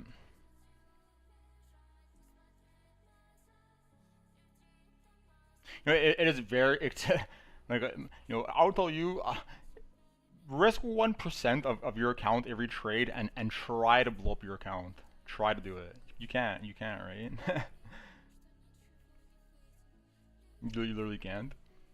So,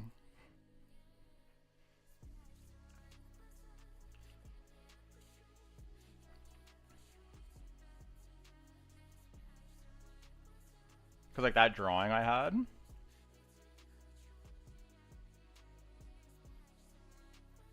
not this one.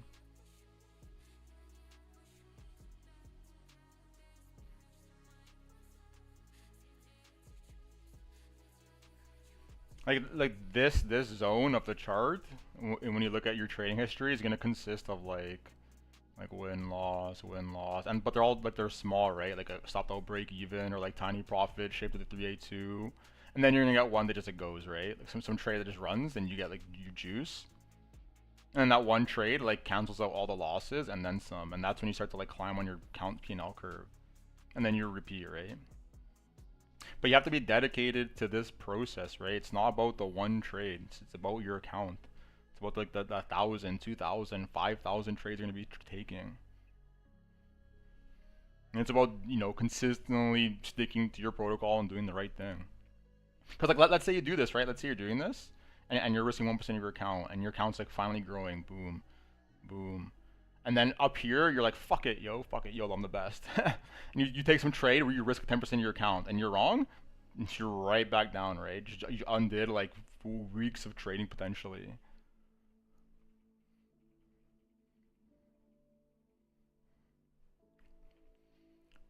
Bum, bum.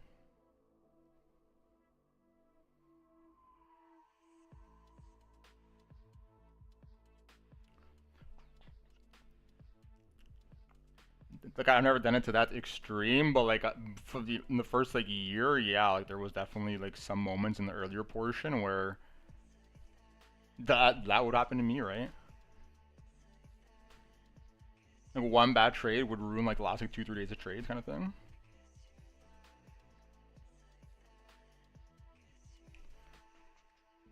The question is, can you learn though, right? Everyone that has played this game and ranked up playing the game, we've all made the same mistakes. And the question is, did you learn from them or not?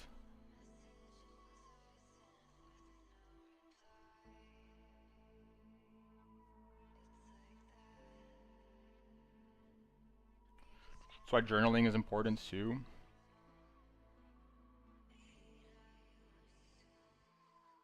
Especially at the start. Like me, I don't really journal too much now. I'm more so like, when I note that I made a mistake, I note that mistake. But I don't like journal every single trade, because some trades like I did exactly what I planned to do, stuck to the plan, there's nothing, that was it, right? The trade either ended up running or did not. How much to journal there? But at the start, yeah, the start was definitely tracking everything. I'm new in the future space. Normally I trade gold, BTC, Forex. It's all the same shit, no difference. I mean, I don't know about like lots versus futures or whatever, but also I try and figure out what that whole consistency thing is, right? It sounds to me like that's like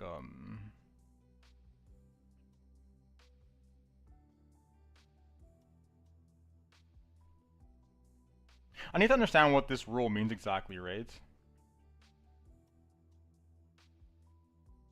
Because there's a world, like there's two different worlds. There's like a world where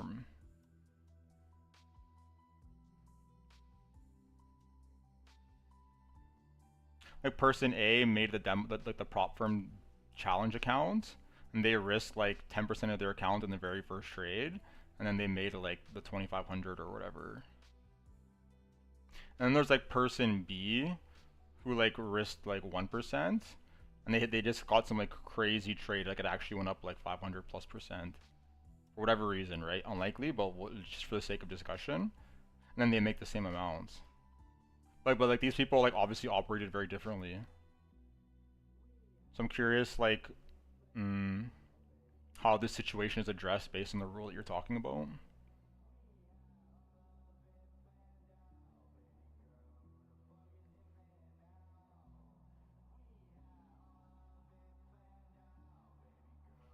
$50K account, max $2,000 drawdown. And to pass, you need 2,500. Really? Really? Wait, but didn't you pass then? I don't get it. Then you made more than that. That sounds super easy though. What the hell? What's the ratio? Like 1.5?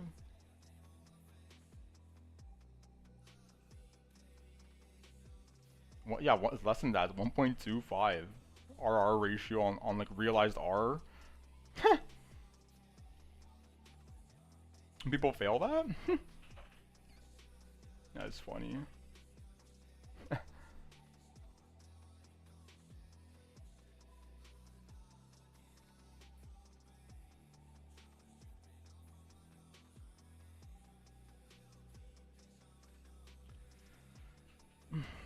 No, because I did 2,500, 600 in one trade.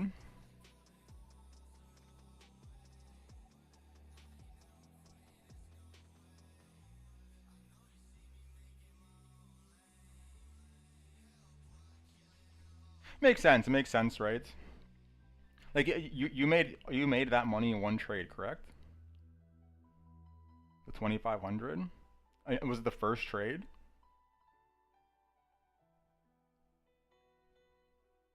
Yeah. Okay. So like, it makes sense, right? Like you are this person. So like, you don't deserve to pass, right?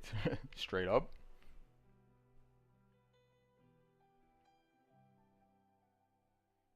As far as they are concerned, you literally just walked up to like a crap table, like a table at the casino, closed your eyes on a 50%, just closed your eyes through the dice, and you risked 10% of your account, and the dice landed in the first roll.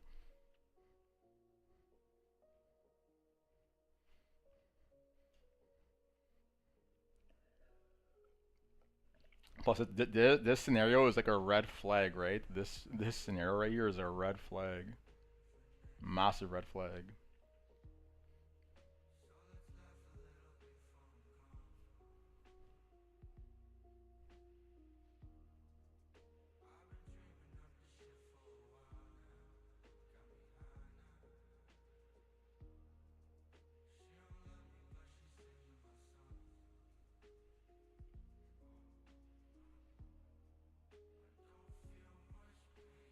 Bum, bum, bum, bum, bum.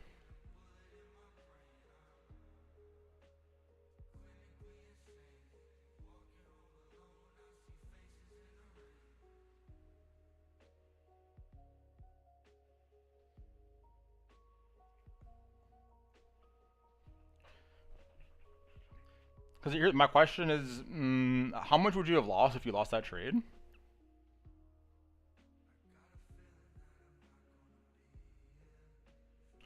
Problem is, all the prop firms' rules suck. I don't know if that's necessarily true. I'm sure some of them are inconvenient, but I'm gonna imagine if I read them, I'd come to the conclusion that anyone that knows how to trade would pass, kind of thing. Especially with that 1.25 thing that we just talked about.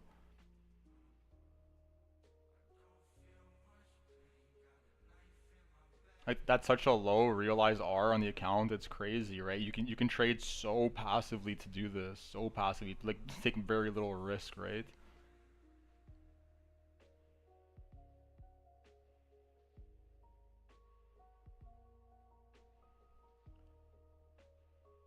Not much because I put a tight stop, but how much? What's the actual number?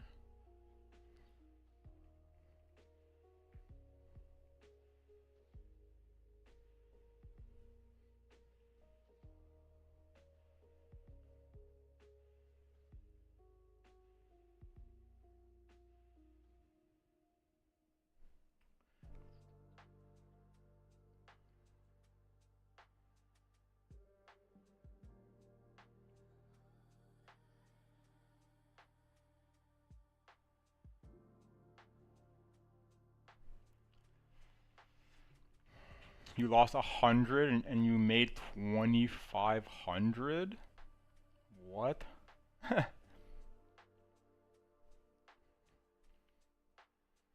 you're telling me you got on this demo account in your very first trade, just 25 RR trade?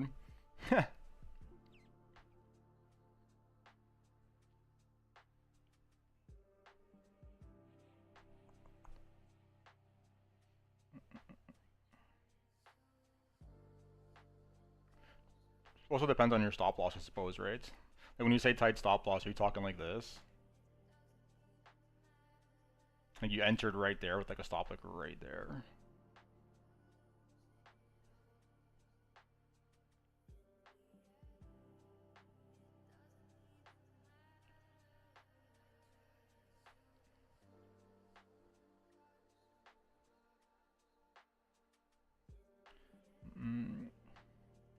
When the market open, flash right down. Oh, this? Oh, you say you trade NASDAQ, right?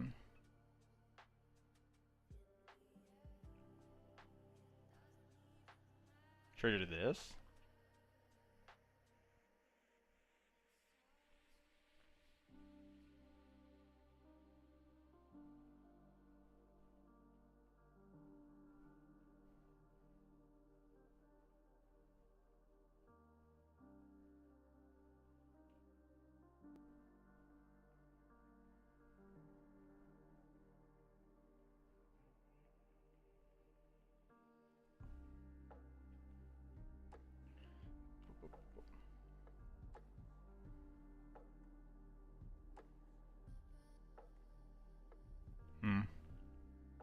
Hard to, I don't know, did you long or did you short this? Like, what'd you do?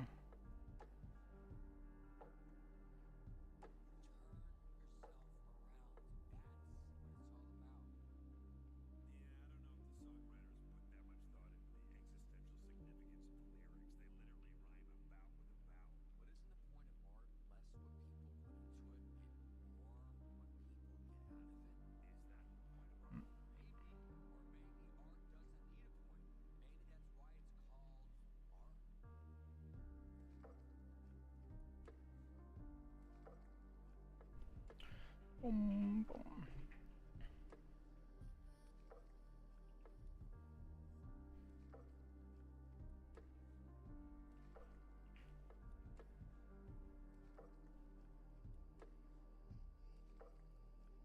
What is the button for this?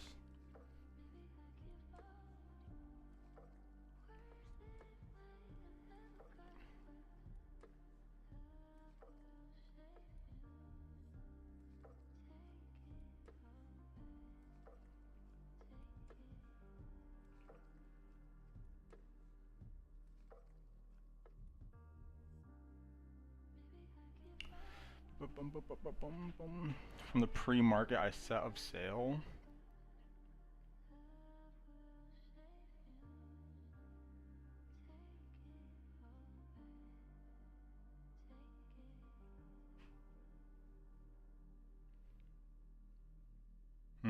Interesting. Curious why you did that.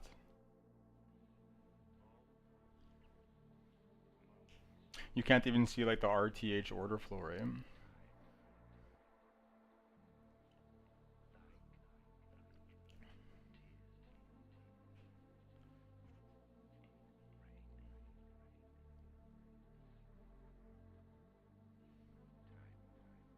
You shorted here? This is where you shorted? This was the trade you made 2,500 on? It was this?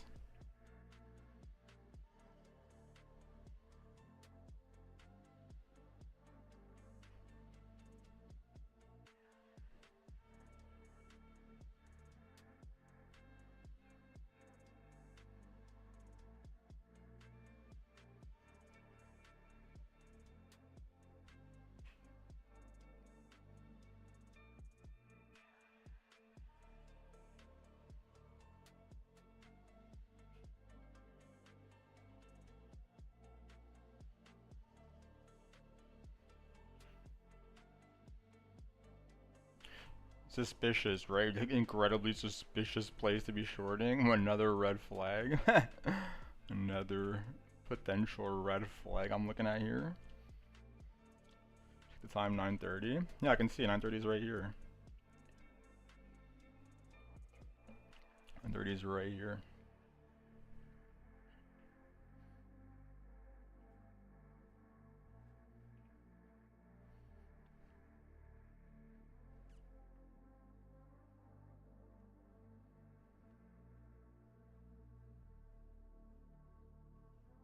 Are you talking about this one? Cause this I can get behind, right? Like the SFP'd all like these highs and then just in reversed. So you could have like market smashed like that, or just got filled on the pullback.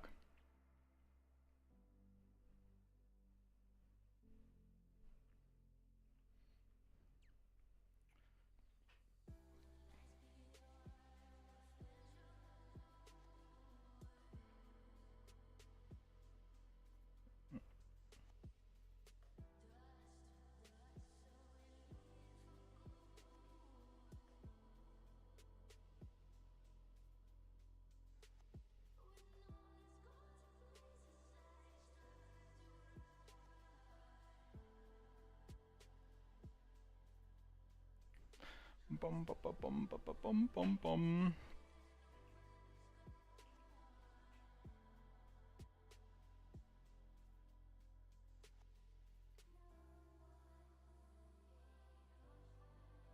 I don't know what your stop. I don't know. Like you must have entered like goddamn like right there. To have like a 25. Assuming you juiced the whole move perfectly.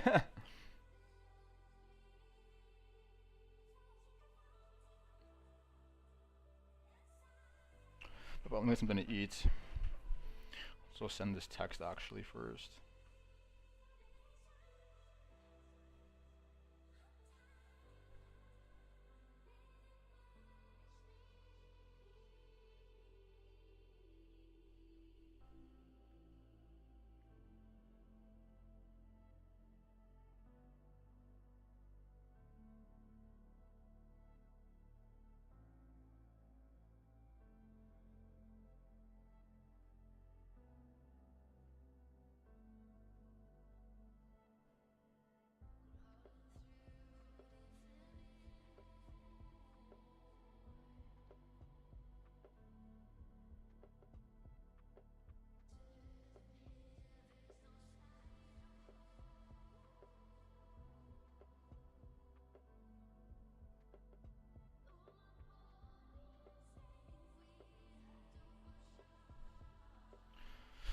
Boom, boom, boom, boom.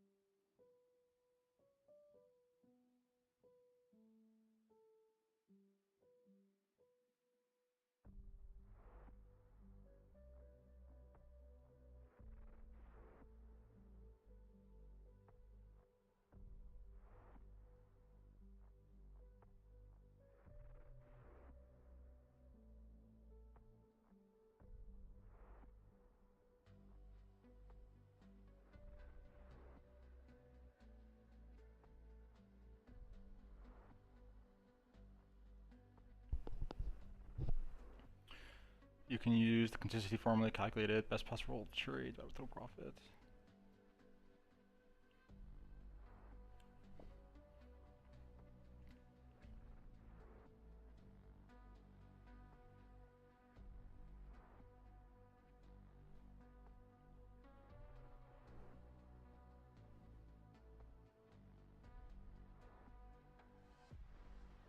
So let's say we have 1,000. We made total 6,000.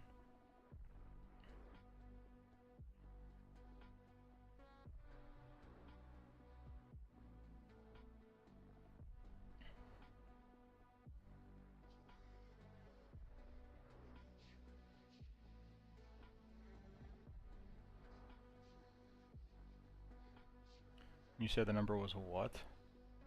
2, 5.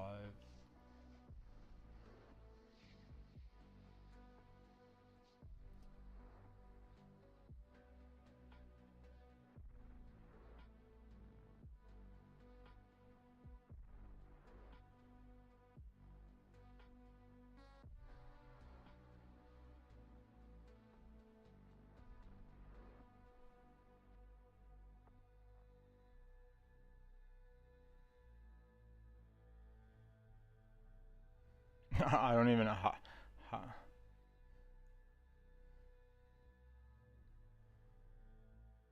how did they even get how did they even get this 6,000 number? Doesn't make sense. If you had one trade, it's like the numerator and denominator are the same number. So just 1 times 100.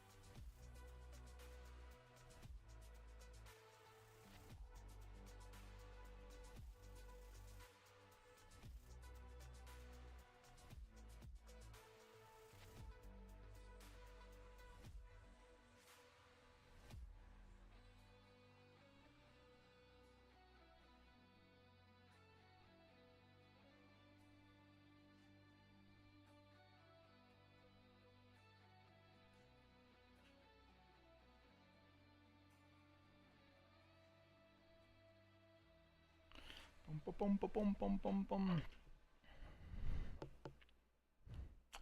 This is without surpassing the best profitable day, so they sent to me. That's why I don't get it.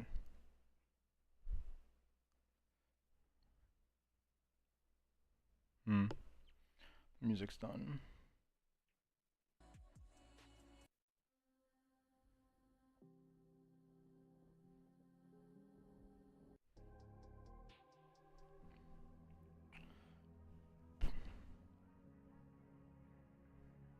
But the thing I also don't get about this is like, well, actually, I guess it'll change the more profit you get. That's true.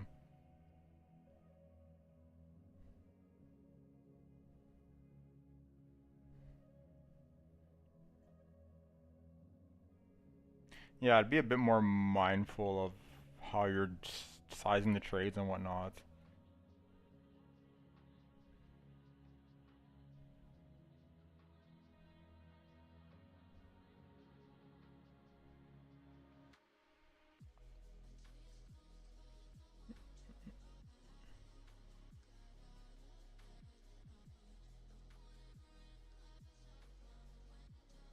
Cause like basically what they're doing is like stopping you from getting lucky, right? Like if you get lucky and hit some really big trade, and that means you have to make that much more money consistently. And it's gonna be like really hard to do that if you indeed just got like lucky with a few big trades.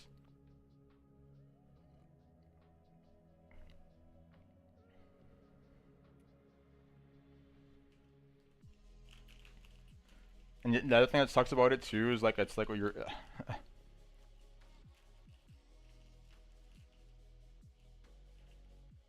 it's like you're screwed now, right? Because you did it at the very start of the account. So you're gonna have to like really grind that account out. I don't know at all the rule. I mean, that's your fault, right? Should have read the documentation of what you're paying to use.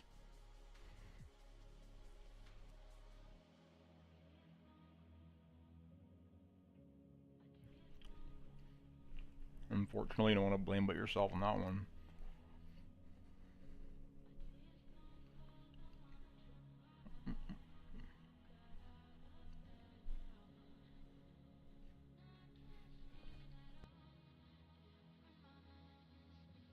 It's okay, I only spent 27. You should not be thinking that way. $27 you have to earn back now.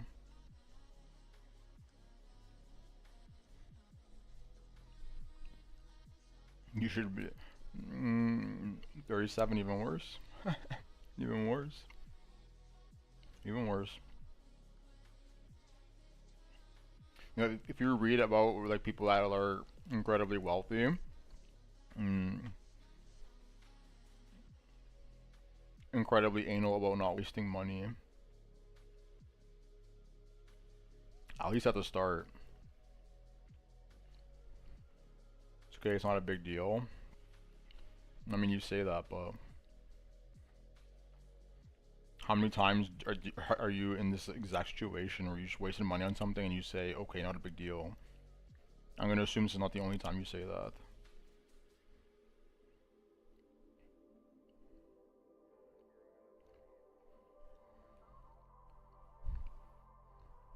Unless we're witnessing a one-off outlier event. Which I highly doubt, but it's possible.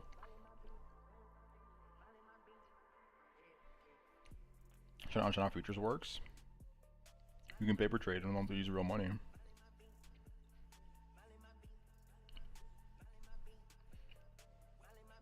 That was only one account. People, this doesn't matter, right? It doesn't matter what other people do. You just focus on yourself.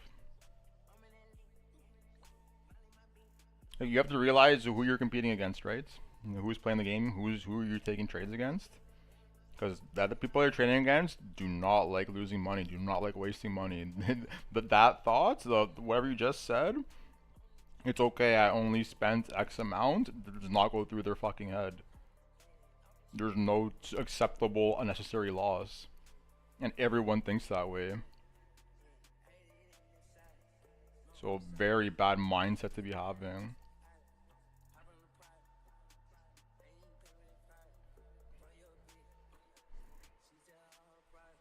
I'd be willing to gun to my head bet that at some point you're probably just gonna lose a trade and be like, oh, it was just one trade, oh, it was just $30, whatever, right?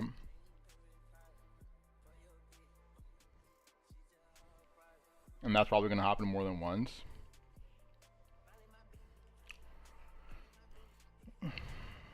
I'm still in the game. Sure. But like, you're not...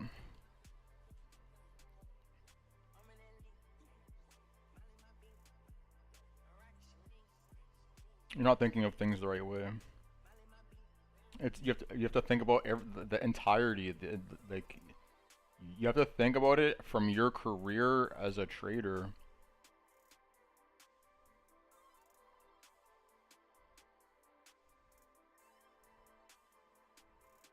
So like, do you want to be a trader or not? Because if so, you better start taking losing any amount of money incredibly seriously.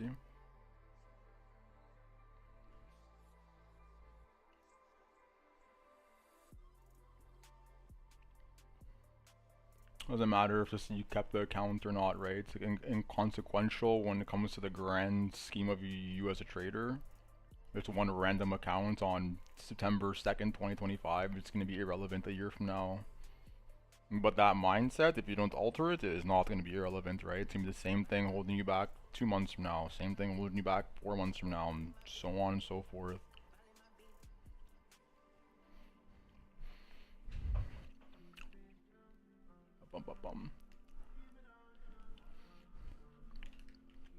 It's okay, right? It's okay. We all gotta learn. We all gotta learn somehow. Gotta start somewhere. End of the day, it's not possible. I'm trading more than 1,000 in one single day, or less.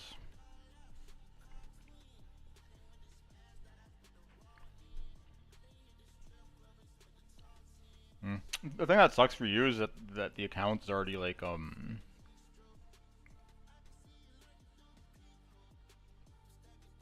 the account's not lost, but I'm curious if you're going to be able to recover it before losing the challenge. Because you have quite the large hurdle off the rip because of that. Because now you have to make, what was the drawdown limit? 2K?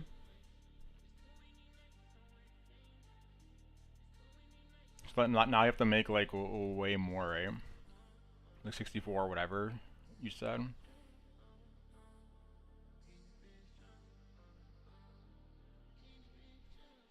So, like, the disparity between these numbers is getting bigger and bigger, right? So now you have to make all this, risking this, as opposed to you started off like this. Right?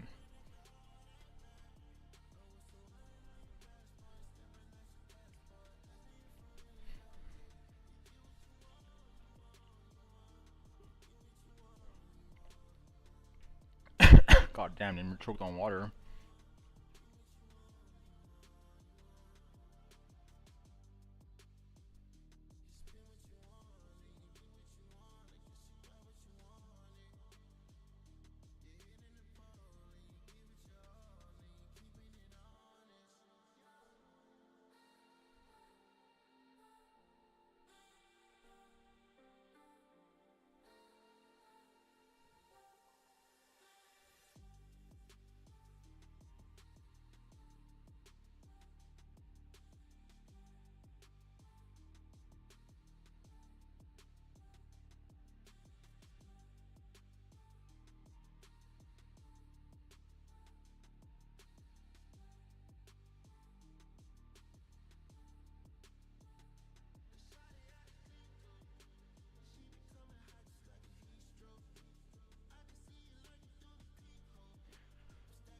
Boom, boom, boom, boom, boom, boom. 65 minus 2,500. Yeah, I know. Either way, the ratio has grown. My points. It's the real thing.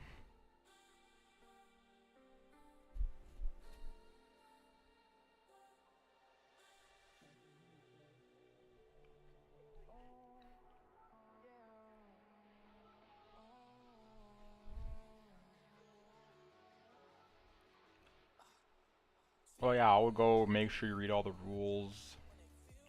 Make sure you know what's going on.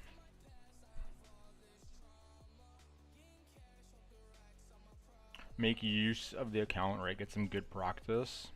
Build some good habits.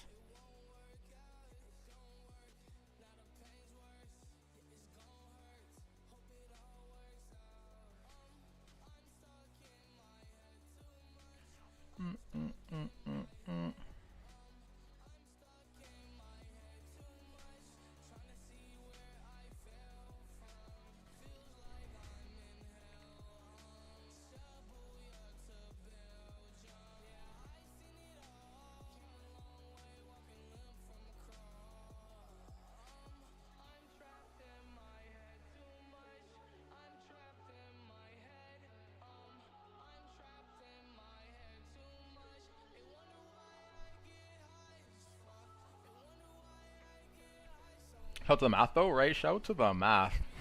That's what.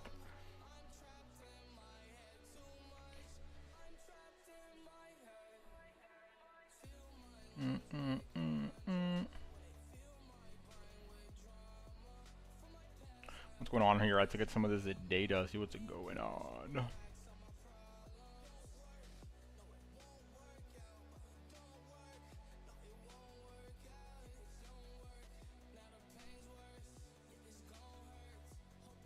We're yapping a little too much.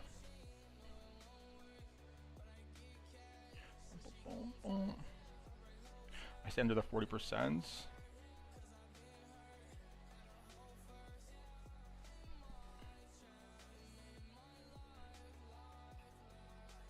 I mean, you do you, right? You do you. If you learn something, amazing. If not, then you've wasted your time. So as long as you make note of something that you improved on, then yeah, you're good. You're good. You're chilling on the path.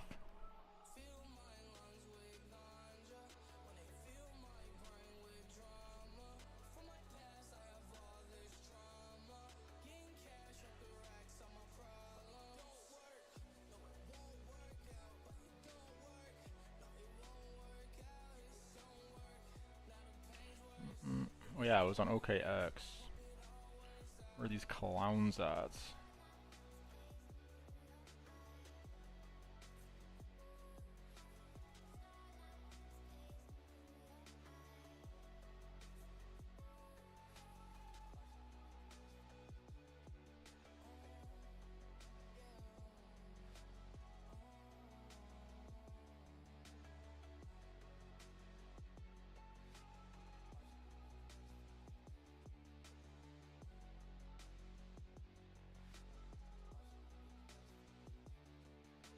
Okay.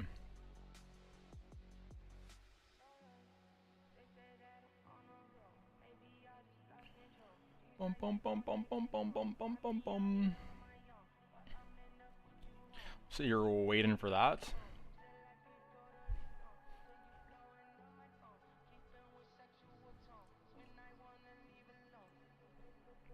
So what is tomorrow? Time to wake up at? Yeah, tomorrow's Jolts, right? There's something else, isn't there?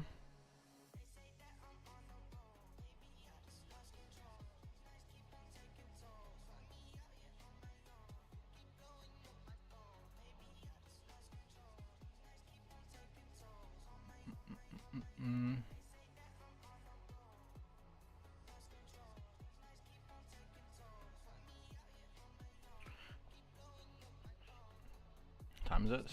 11:04. Just got a 30-minute candle. Okay.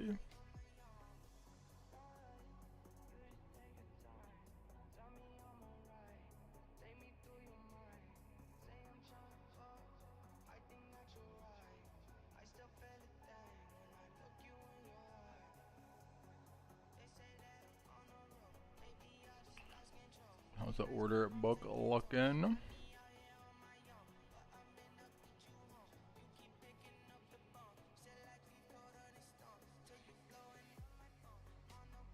Pretty thin, to be honest. If we flip this thing's definitely in the scope. It's pretty thin until up here. Be very curious to see if we can like flip this value high, right? I already flipped the VWAP. Only behind the greatest low, but okay. How's the order flow looking? Okay, okay.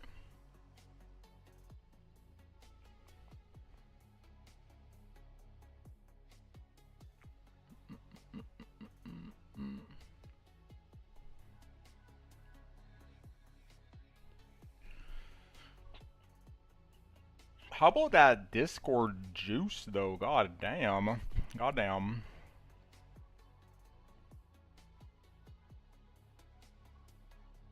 You know, I'm kind of hoping that this correction that I'm talking about does not play out. Because if it does, then damn, we were slow to the punch, right?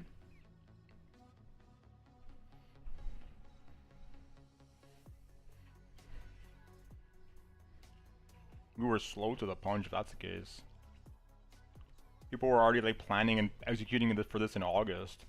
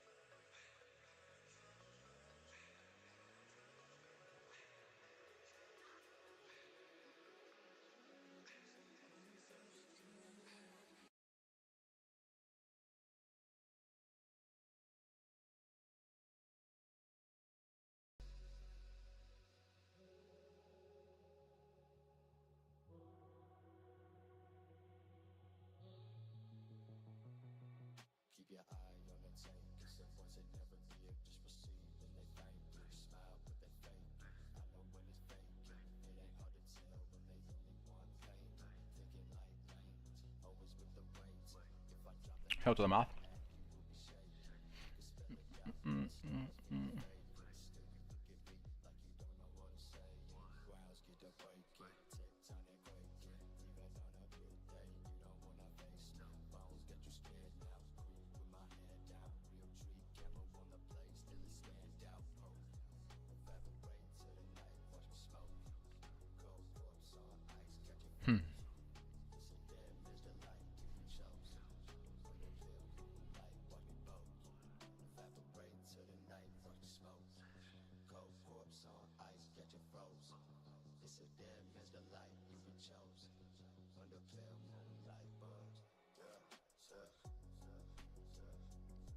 Any questions or not, right? That's my question. Because we're getting tired. Almost time for bed.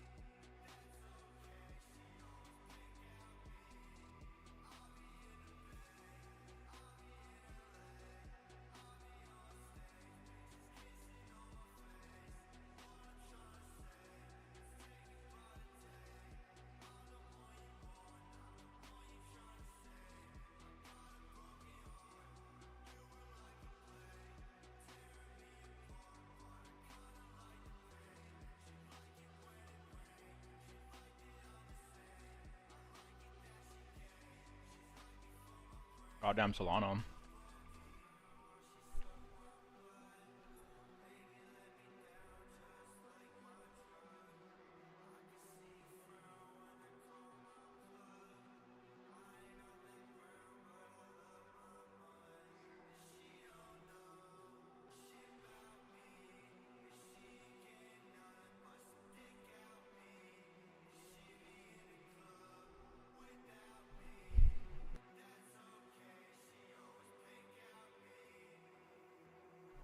Level 3 drivey, right? It's level 3 drivey. I'm gonna brush my teeth, goddamn.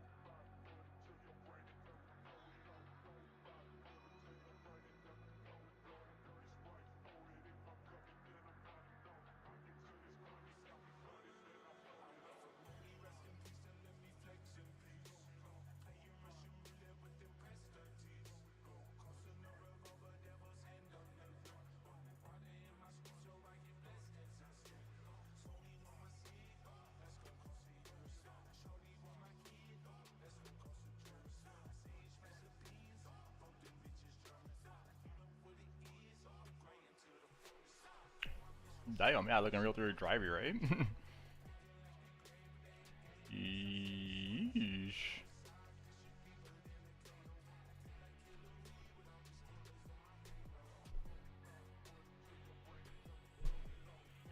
I'm gonna clean this low or what?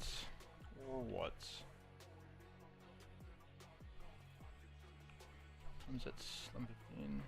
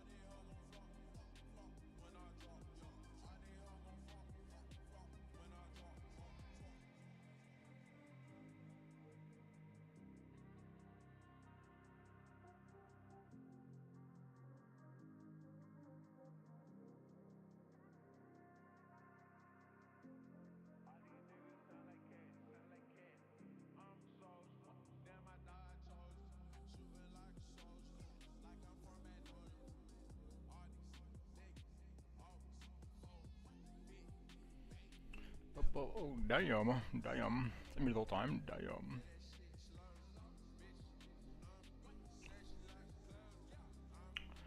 Damn.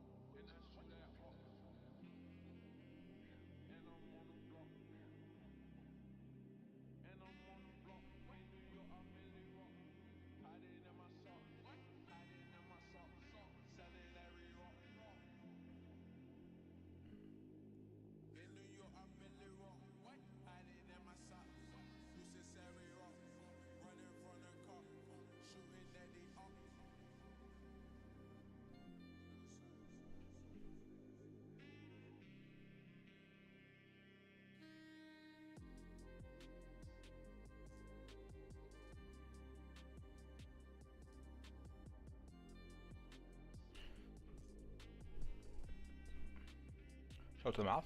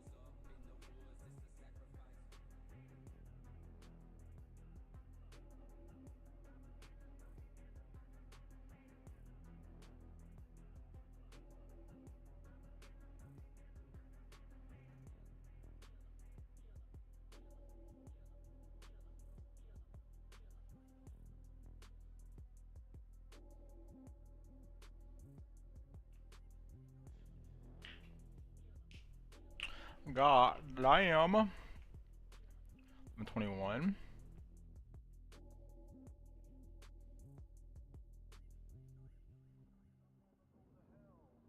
What the fuck? What to say?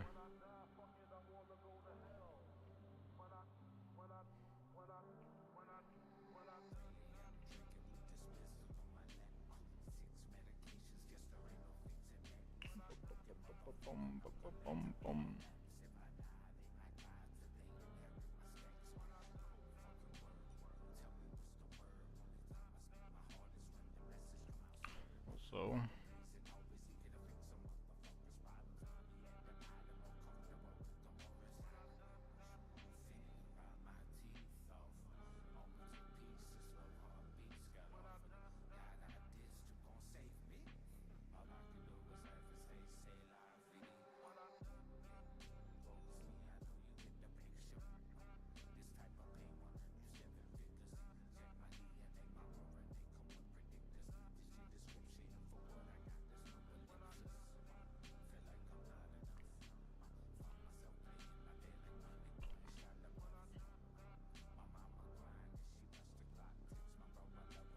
Oh yeah, we gotta do a juice box. Forgot about that.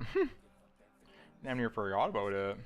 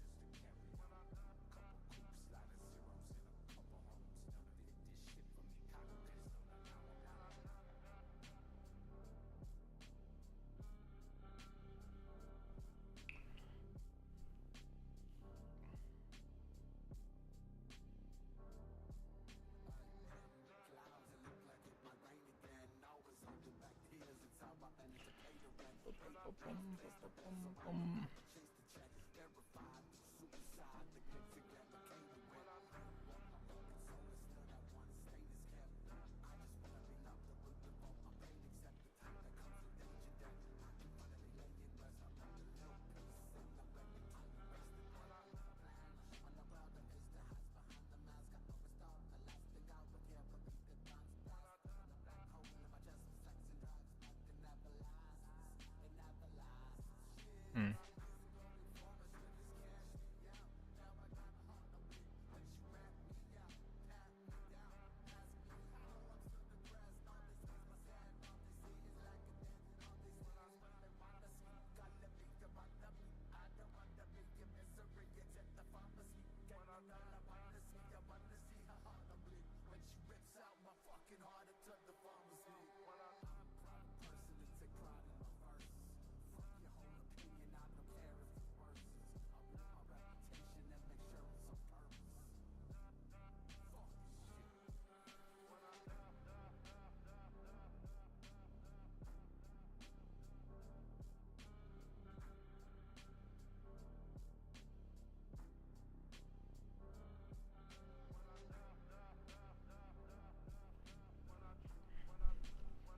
Need more water. Damn, damn.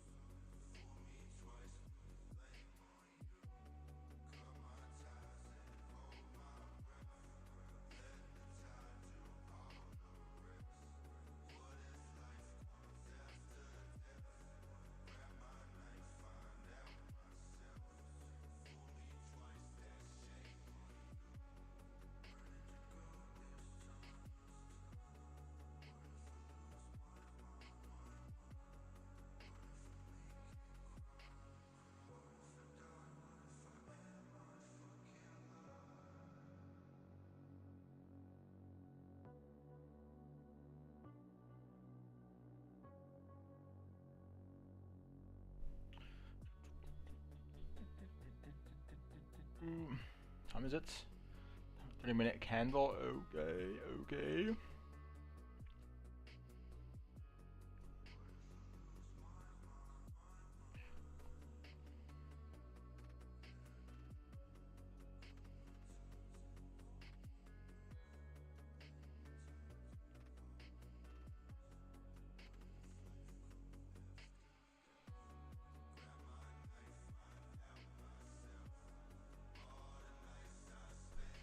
I'm excited for tomorrow. I'm excited for the rest of the week, right?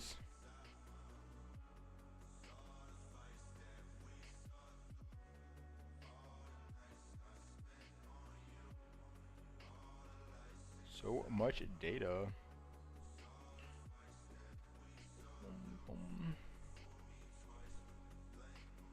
Start getting ready for bed though, goddamn. I'm tired, I'm tired.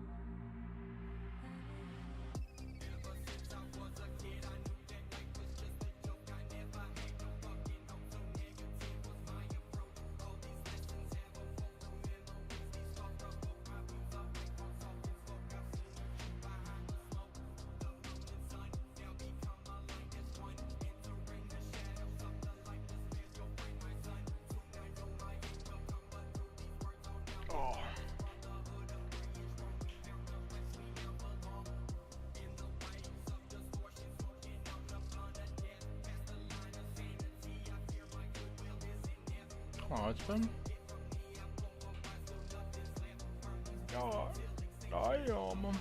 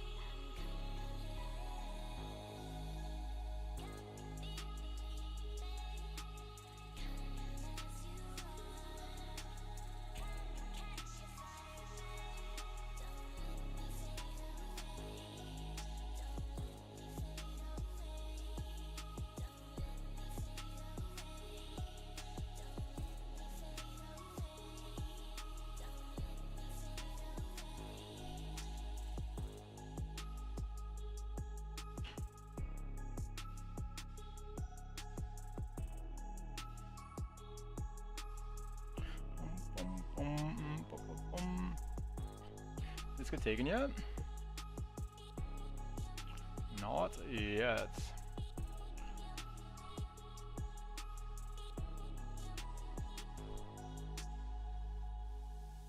We were talking about this when, God, like what, 2 hours ago at this point? God damn. God damn. Let's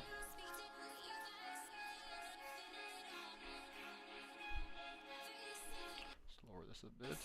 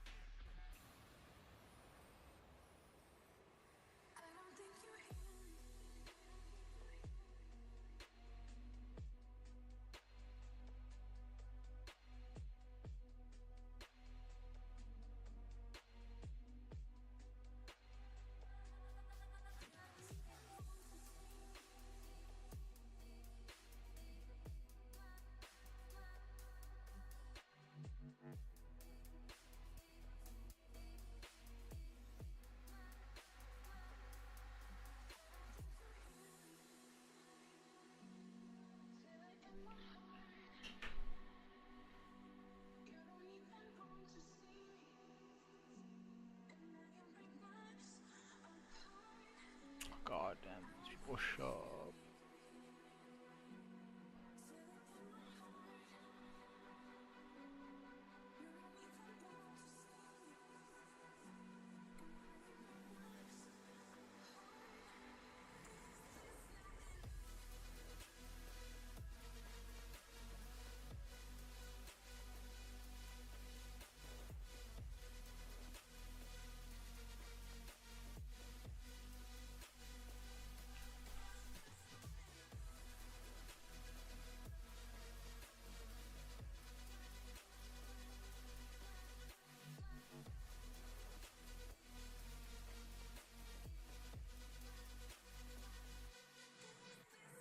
I'm about to throw my phone out the window, swear to fucking god.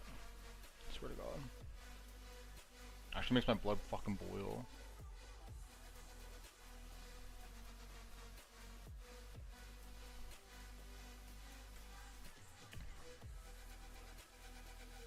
Something's fucking wrong with me.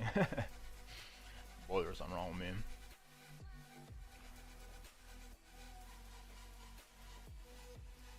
Should we prepareth the juice box? Or not? Or not? I mean, nothing really changed in terms of Discord stuff. I mean, I guess we haven't really talked about like this kind of recent sequence of price action, so.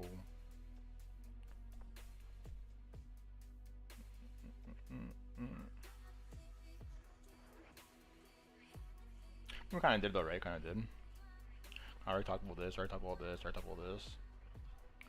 Guess we kind of have, right? Guess we kind of have. Anyways, circle back to that in a little bit.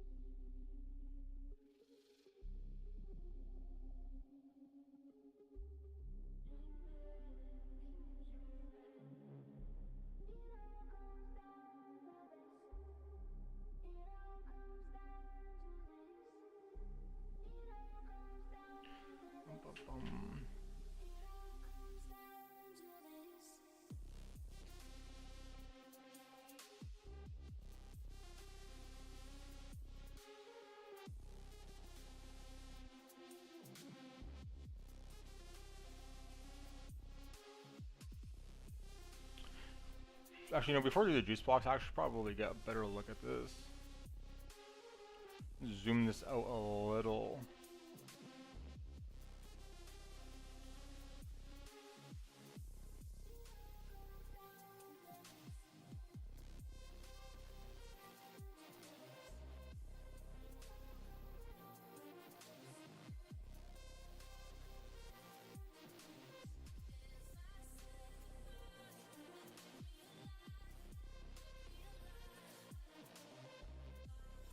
I want to see like how many, what's it called?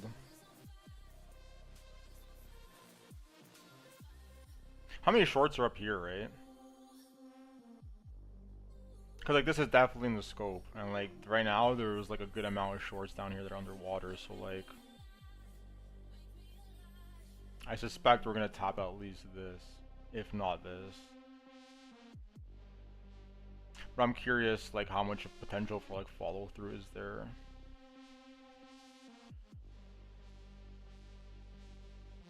Get a feel for what the open interest is looking like. Assuming any of that even happens, right? Assuming any of that even happens. I'm gonna start going lower right fucking now.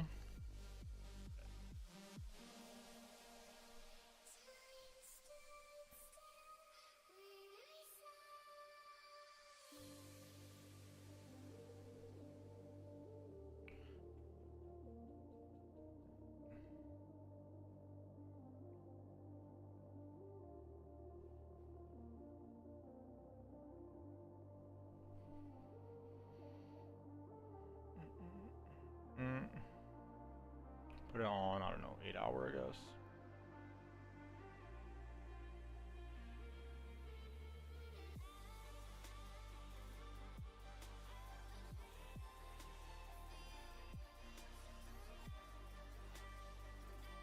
It's also the previous week high up there, like 1136.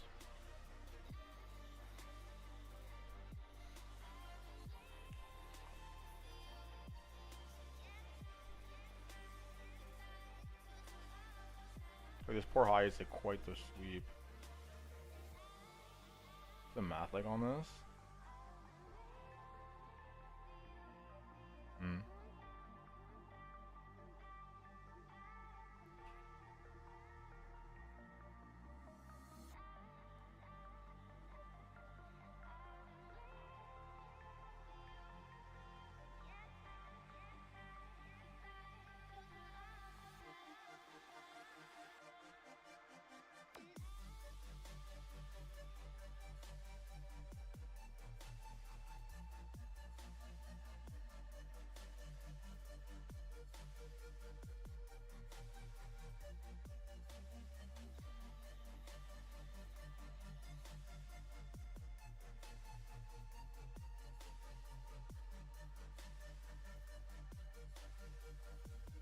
Interesting.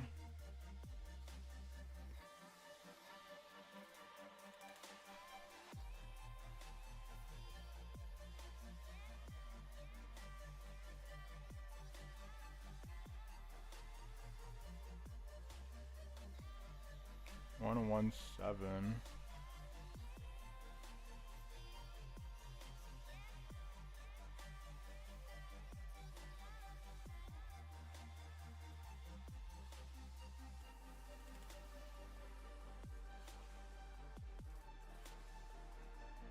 Hmm.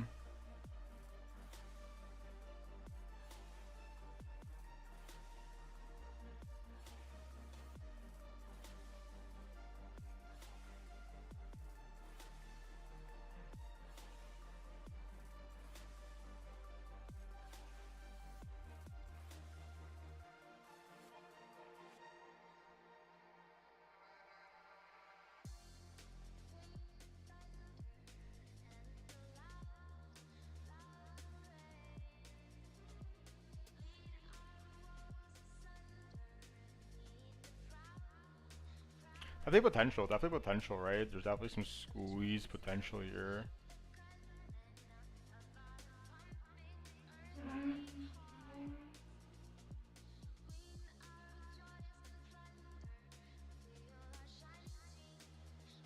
But like, it's really gonna depend what's going on up here more than anything.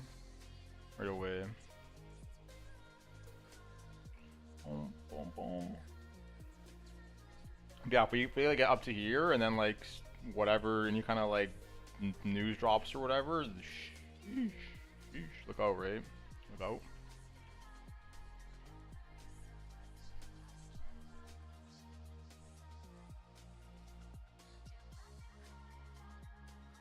A lot of liquidity to the upside, and it's all like damn near chaining into each other. Damn near chaining.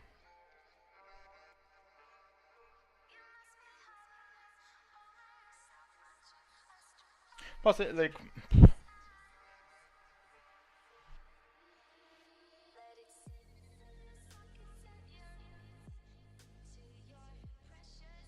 you know, let's assume that September is going to be a bearish month, then you're going to want to take out the highs and then go down, right?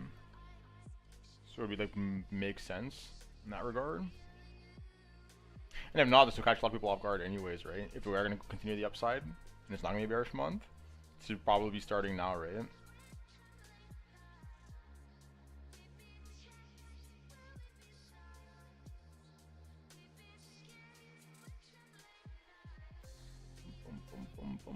But anyways, we'll see. We'll see, right? Level to level. Kind of keep all those things in mind.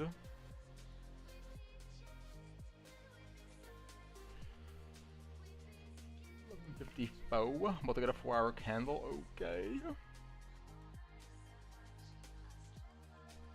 the fuck?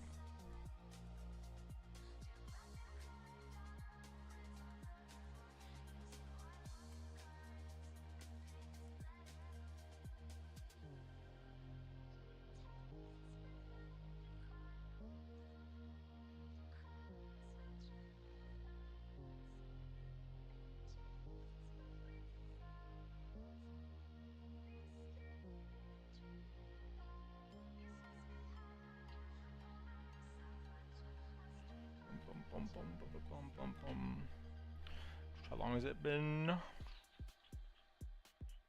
Damn. What time did I get on at?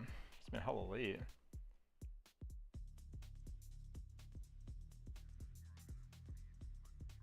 Hella late.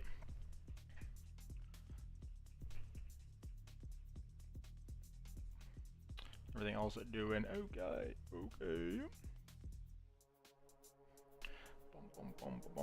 Bum.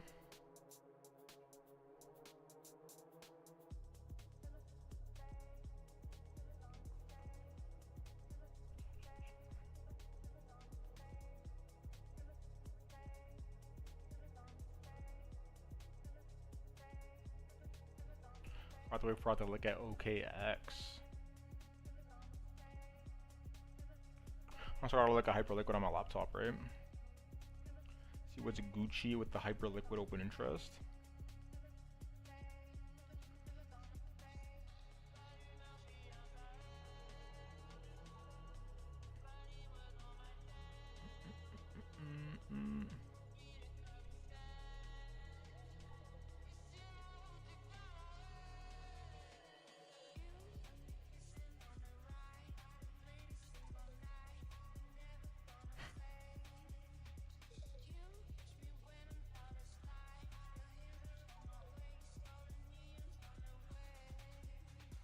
Interesting.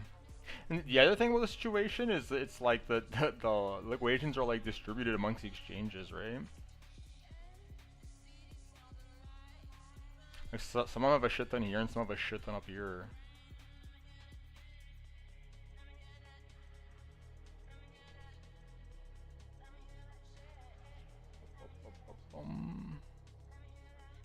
I'll just be looking at that Play-Doh.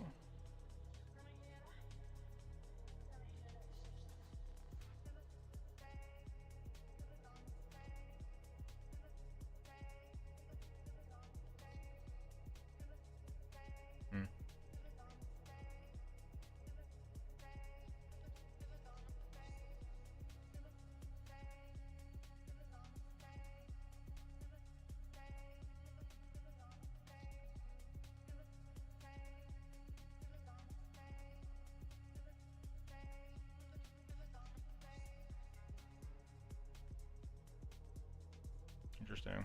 Yeah, lots of ways this can play out, right? Lots of ways this thing can play out. Let's get rid of this thing. Very curious if we end up doing like one of these. Either top it or like do the third.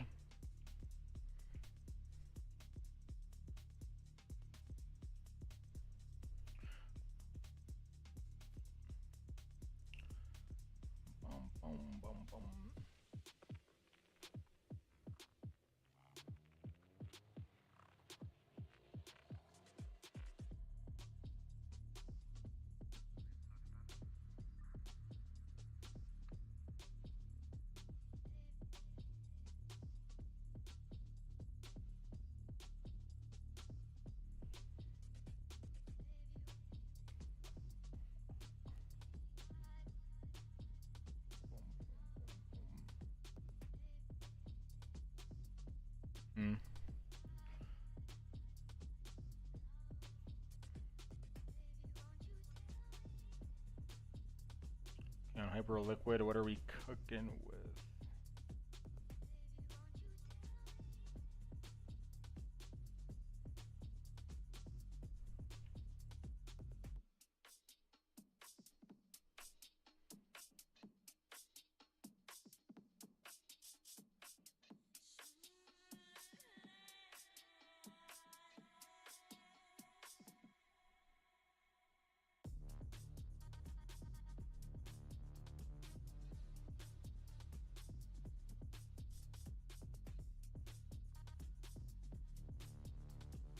Some kind of story, interesting. Interesting.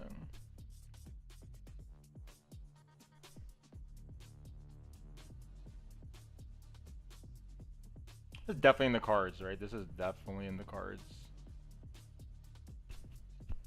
Squeezing back up into this range. Question is, do we actually stay there after? That's my question. But the open interest is aligning quite nicely for a move like that.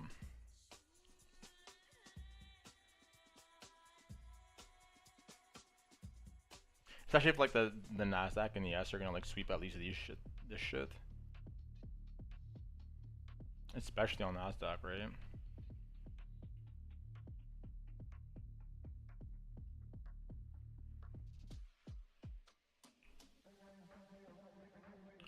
Bum, bum, bum, bum, bum, bum, bum, bum, bum.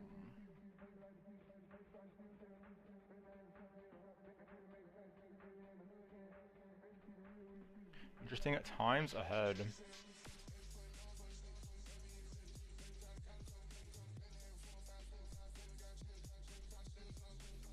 How did that 4-hour candle it just print?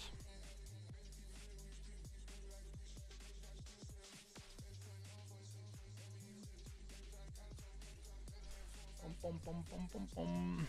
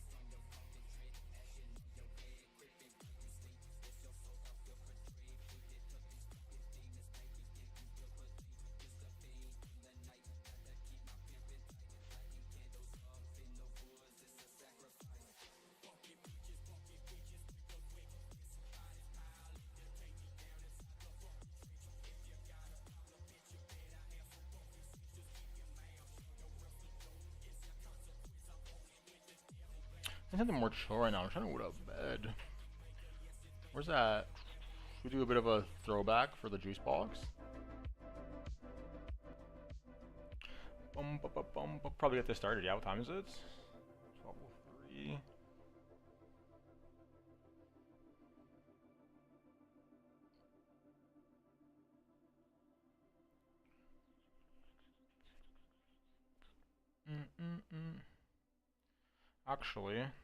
Actually. So I remember I was doing laundry earlier, so I'm gonna get my laundry out to dry real quick, then we'll come back and do that thing, and then we're out of here. You're prepare for tomorrow.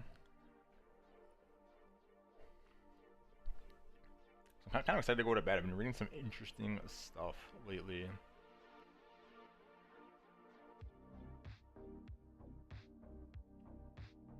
Kind of got me hooked, can't lie.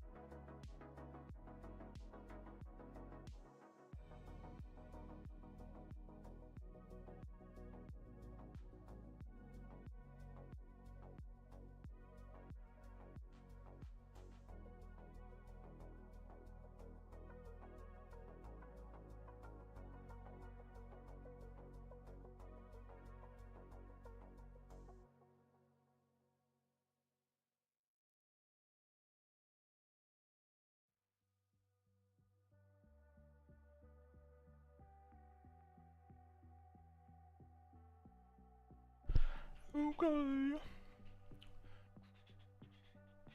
The juice box, right?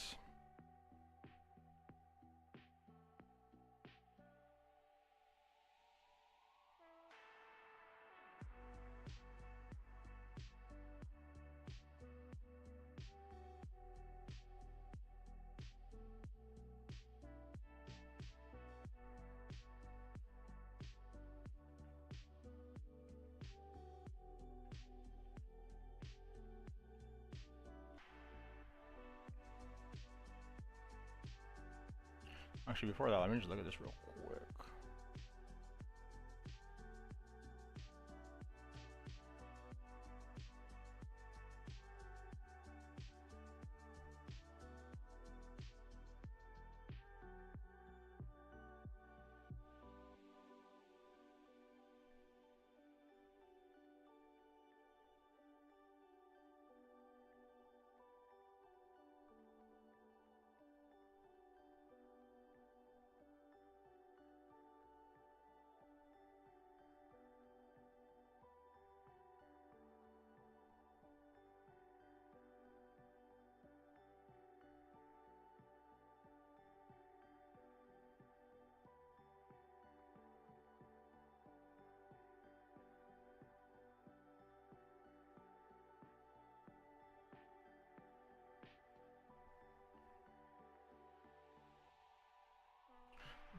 I'm just gonna get the open interest for the long side, right?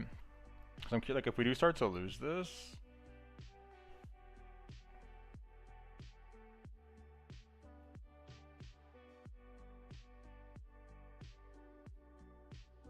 I don't know if you're gonna want to be entertaining these too much, right? At that point, it's starting to look like a little sus too. Where is this thing? Right? And then now it's like doing this, potentially. And there's like 3 drives of like CBD bear div on top of it, right?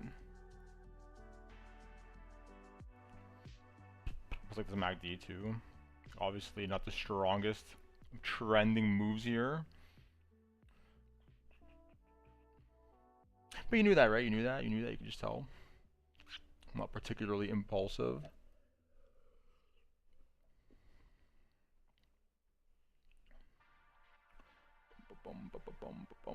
You already knew that.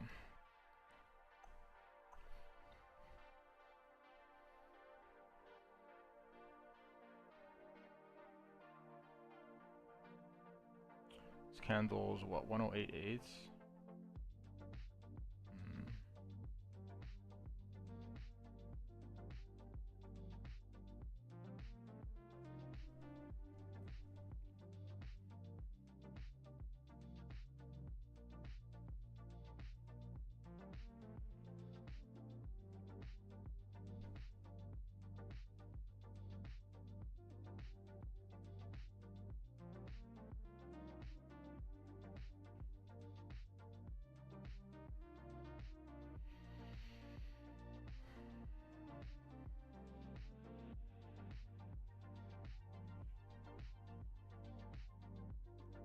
Okay, we'll say this. We'll say this. Like,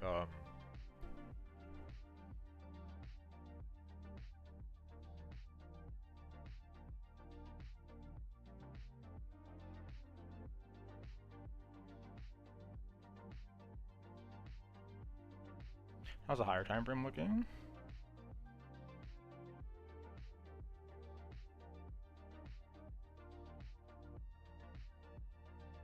Hmm.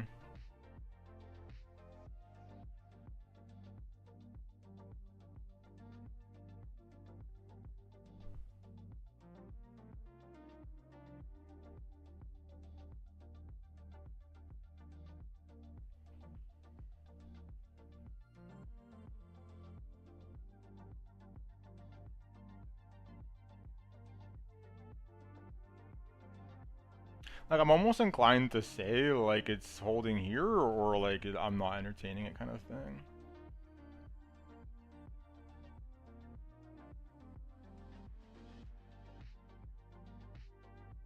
I don't know if I'd be looking to get into the long if we come down here, to be honest.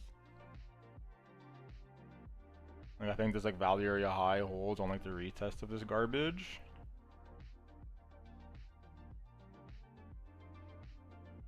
We're not, right? Because if we start to do this, I don't know if I'm trying to take that long, or if I am, it's like real scalp type shit, taking profit pretty aggressively depending on how things are looking. Especially with this, right? That's the other thing. Very curious to see what happens with these.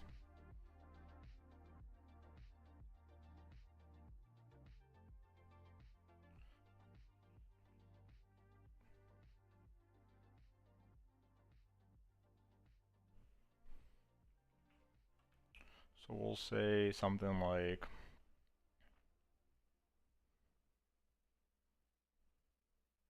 well, and the other thing was the open interest, like a lot of longs. They're gonna start to cascade down here. If we start to get down to these levels, they're gonna start to like cascade down. So, real suspicious, especially given that we have this unfinished zone there. That's per usual data dependent, right? At the end of the day. Let's just start actually writing these down. So we'll kind of say like the value area low basically, right?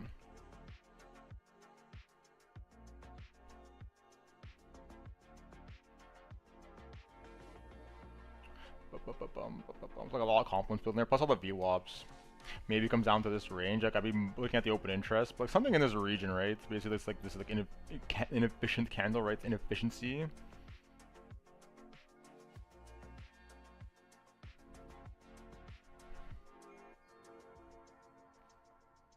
How's your order book looking down there? Not looking like nothing right now, at least.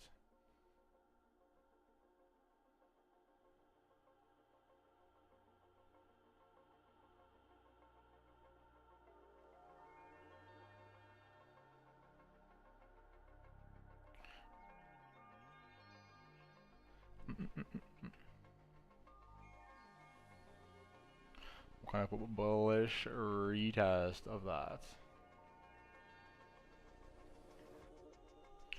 And the low time frame stuff.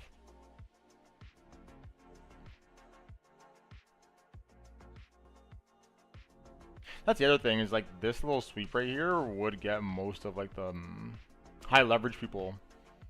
There's like a big like high leverage liquidation here too, right? So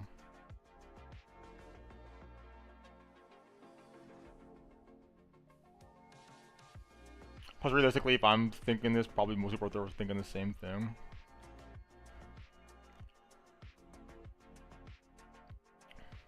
Most likely. And then nothing has changed, right? Literally nothing has changed for weeks at this point. We talked about these levels in the Discord. Talked about it before when we were streaming before. We like went back to Toronto. So all this stuff down here, same story. Although I will say, actually,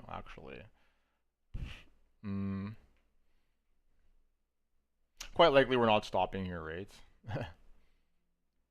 If we do come all the way back down here, quite likely we're gonna be going lower. So this one, I don't think it'll be too entertaining of this trade anymore. So we'll kind of leave that as like a bit of a footnote. Like obviously, if we get down here and it's looking bullish, right, and we do end up doing like the 3 drive that we were talking about earlier, then like great, right? But given some of the other things that we have talked about in there, not sure how that stuff's gonna be looking. We'll keep it in mind, right? We'll keep it in mind.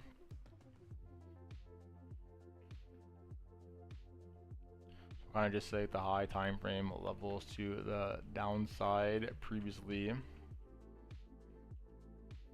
discussed.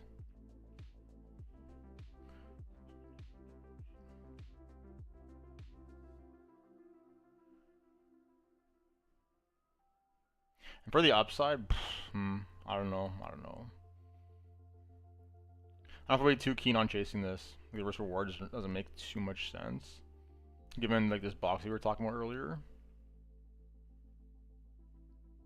The pretty realistic world where we just come here and like swing fail this, right? So if you're trying to get in along from here, like maybe if you get like a really nice entry in the low time frame, then the RR can make sense. Size it accordingly, right? A crazy size and trade like that. But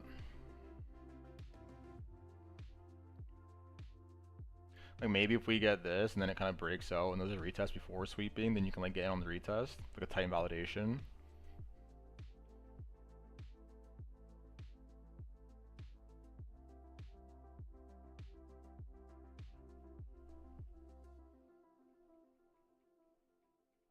This is a tricky one. Because in the world where you do start to squeeze, there's a world where this might just run off on you, right?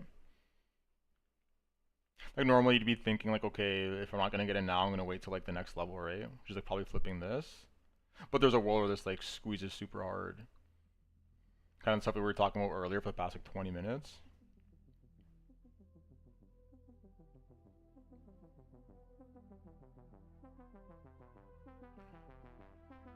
So yeah, might have to market your way in. Or be super patient, right? If you do miss the move, just say fuck it, I missed it, and just wait for this to play out, right? Let the squeeze happen, and then whatever they give us on the move back down, then take that.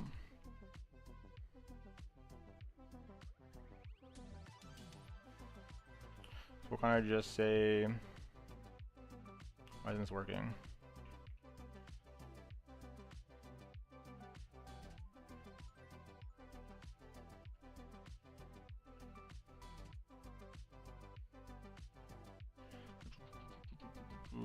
The retest. Because where's the value area low up here? Yeah, it's like 114, right? So basically, like they're getting the retest of this.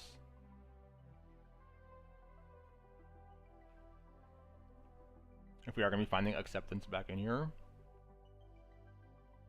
and it's not just like one of these, which is looking like it might be, right? Just like a literally just squeeze, just setting up to do something like this. But we'll see. We'll see right at the end of the day. If this first portion does play out, and then people step up to the table at this portion, then we're gonna hold, right?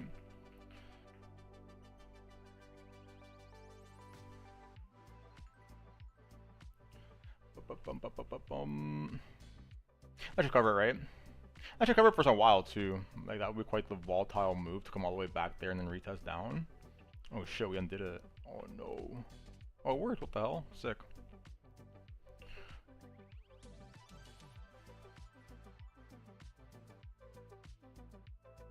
And for the shorts,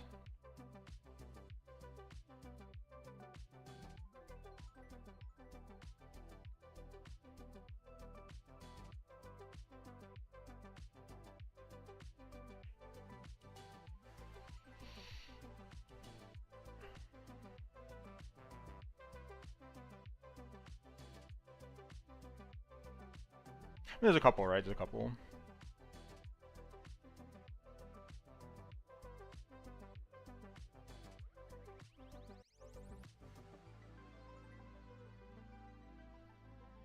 Where's the actual...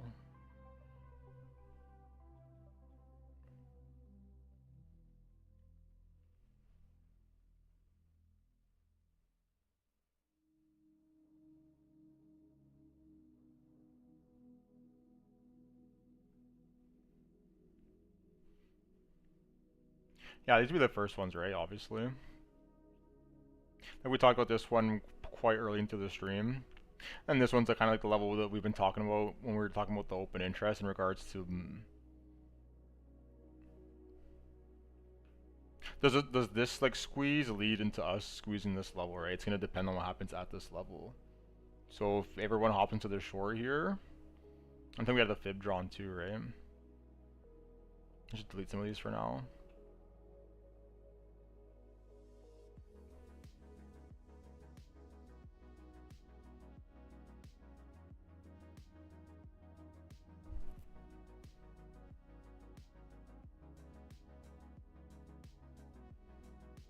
So there's like a lot going on here, obviously, right? Between this and like all of this, obviously a lot going on up here.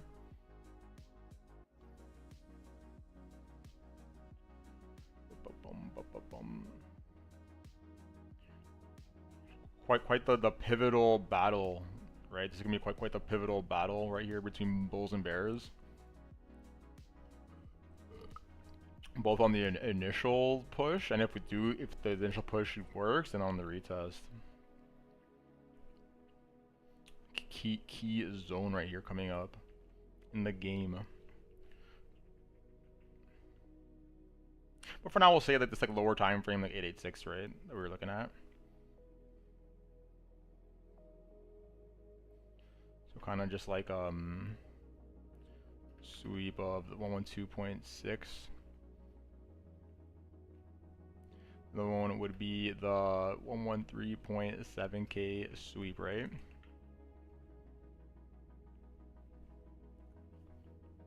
And be careful with these, right? Be careful with these. Don't get run over. And same with like the lower long that we were talking about. The very iffy, suspicious one. Don't get run over to the downside.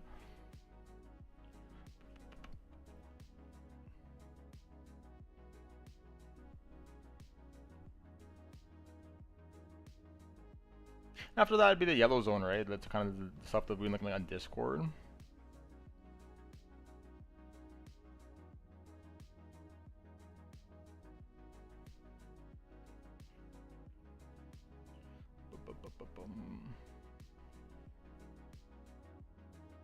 And also, like, all our naked point of controls and the volume levels in between are fair game as always.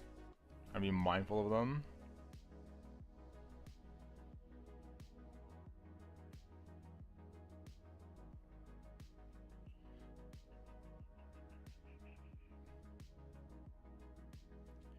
And to the downside, it's like probably relatively soon, right? If it's not going to hold. If this little thing is going to end up playing out. As we're doing like one of these. At the yellow line. So you know how many times we've seen this play out.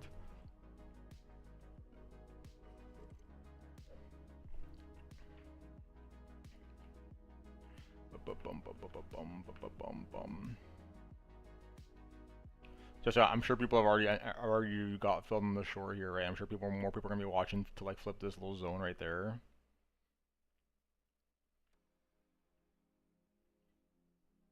So yeah, if you can get like kind of the bearish retest in here, if you're not gonna take some like lower time frame pullback right now, etc. Probably gonna be that. Or if you want to be like more safe and play the larger move and wait for like the retest of this, right? Because that way you'll know like, did we just like clear out the high leverage longs that we were talking about? And you just start to go or not, right? You'll have a definitive answer. Instead of kind of gambling on it, doing it this way. So we'll kind of put bearish retest of 110.6 before the sweep.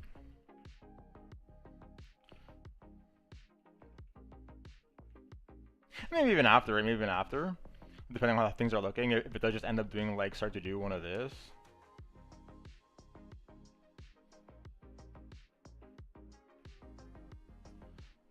God damn, I undid it again. Don't know why I added that. I'm so stupid. My brain is literally cooked right now. We were just talking about both such scenarios. Our brain is cooked.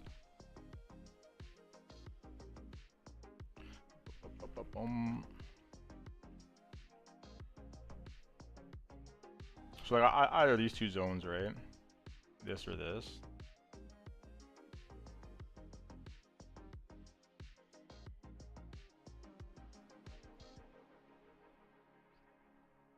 Yeah. Probably gonna be your best bet.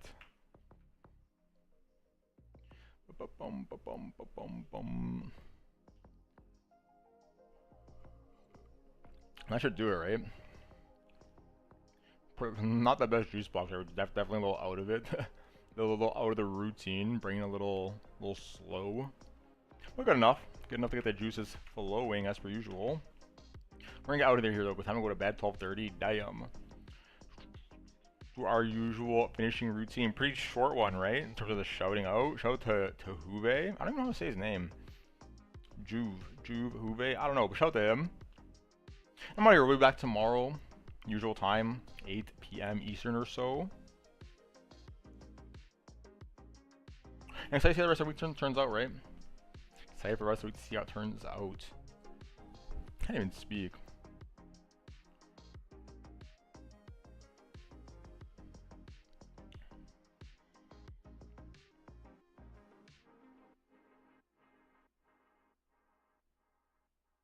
Anyways, we're out here. We're out here. Later.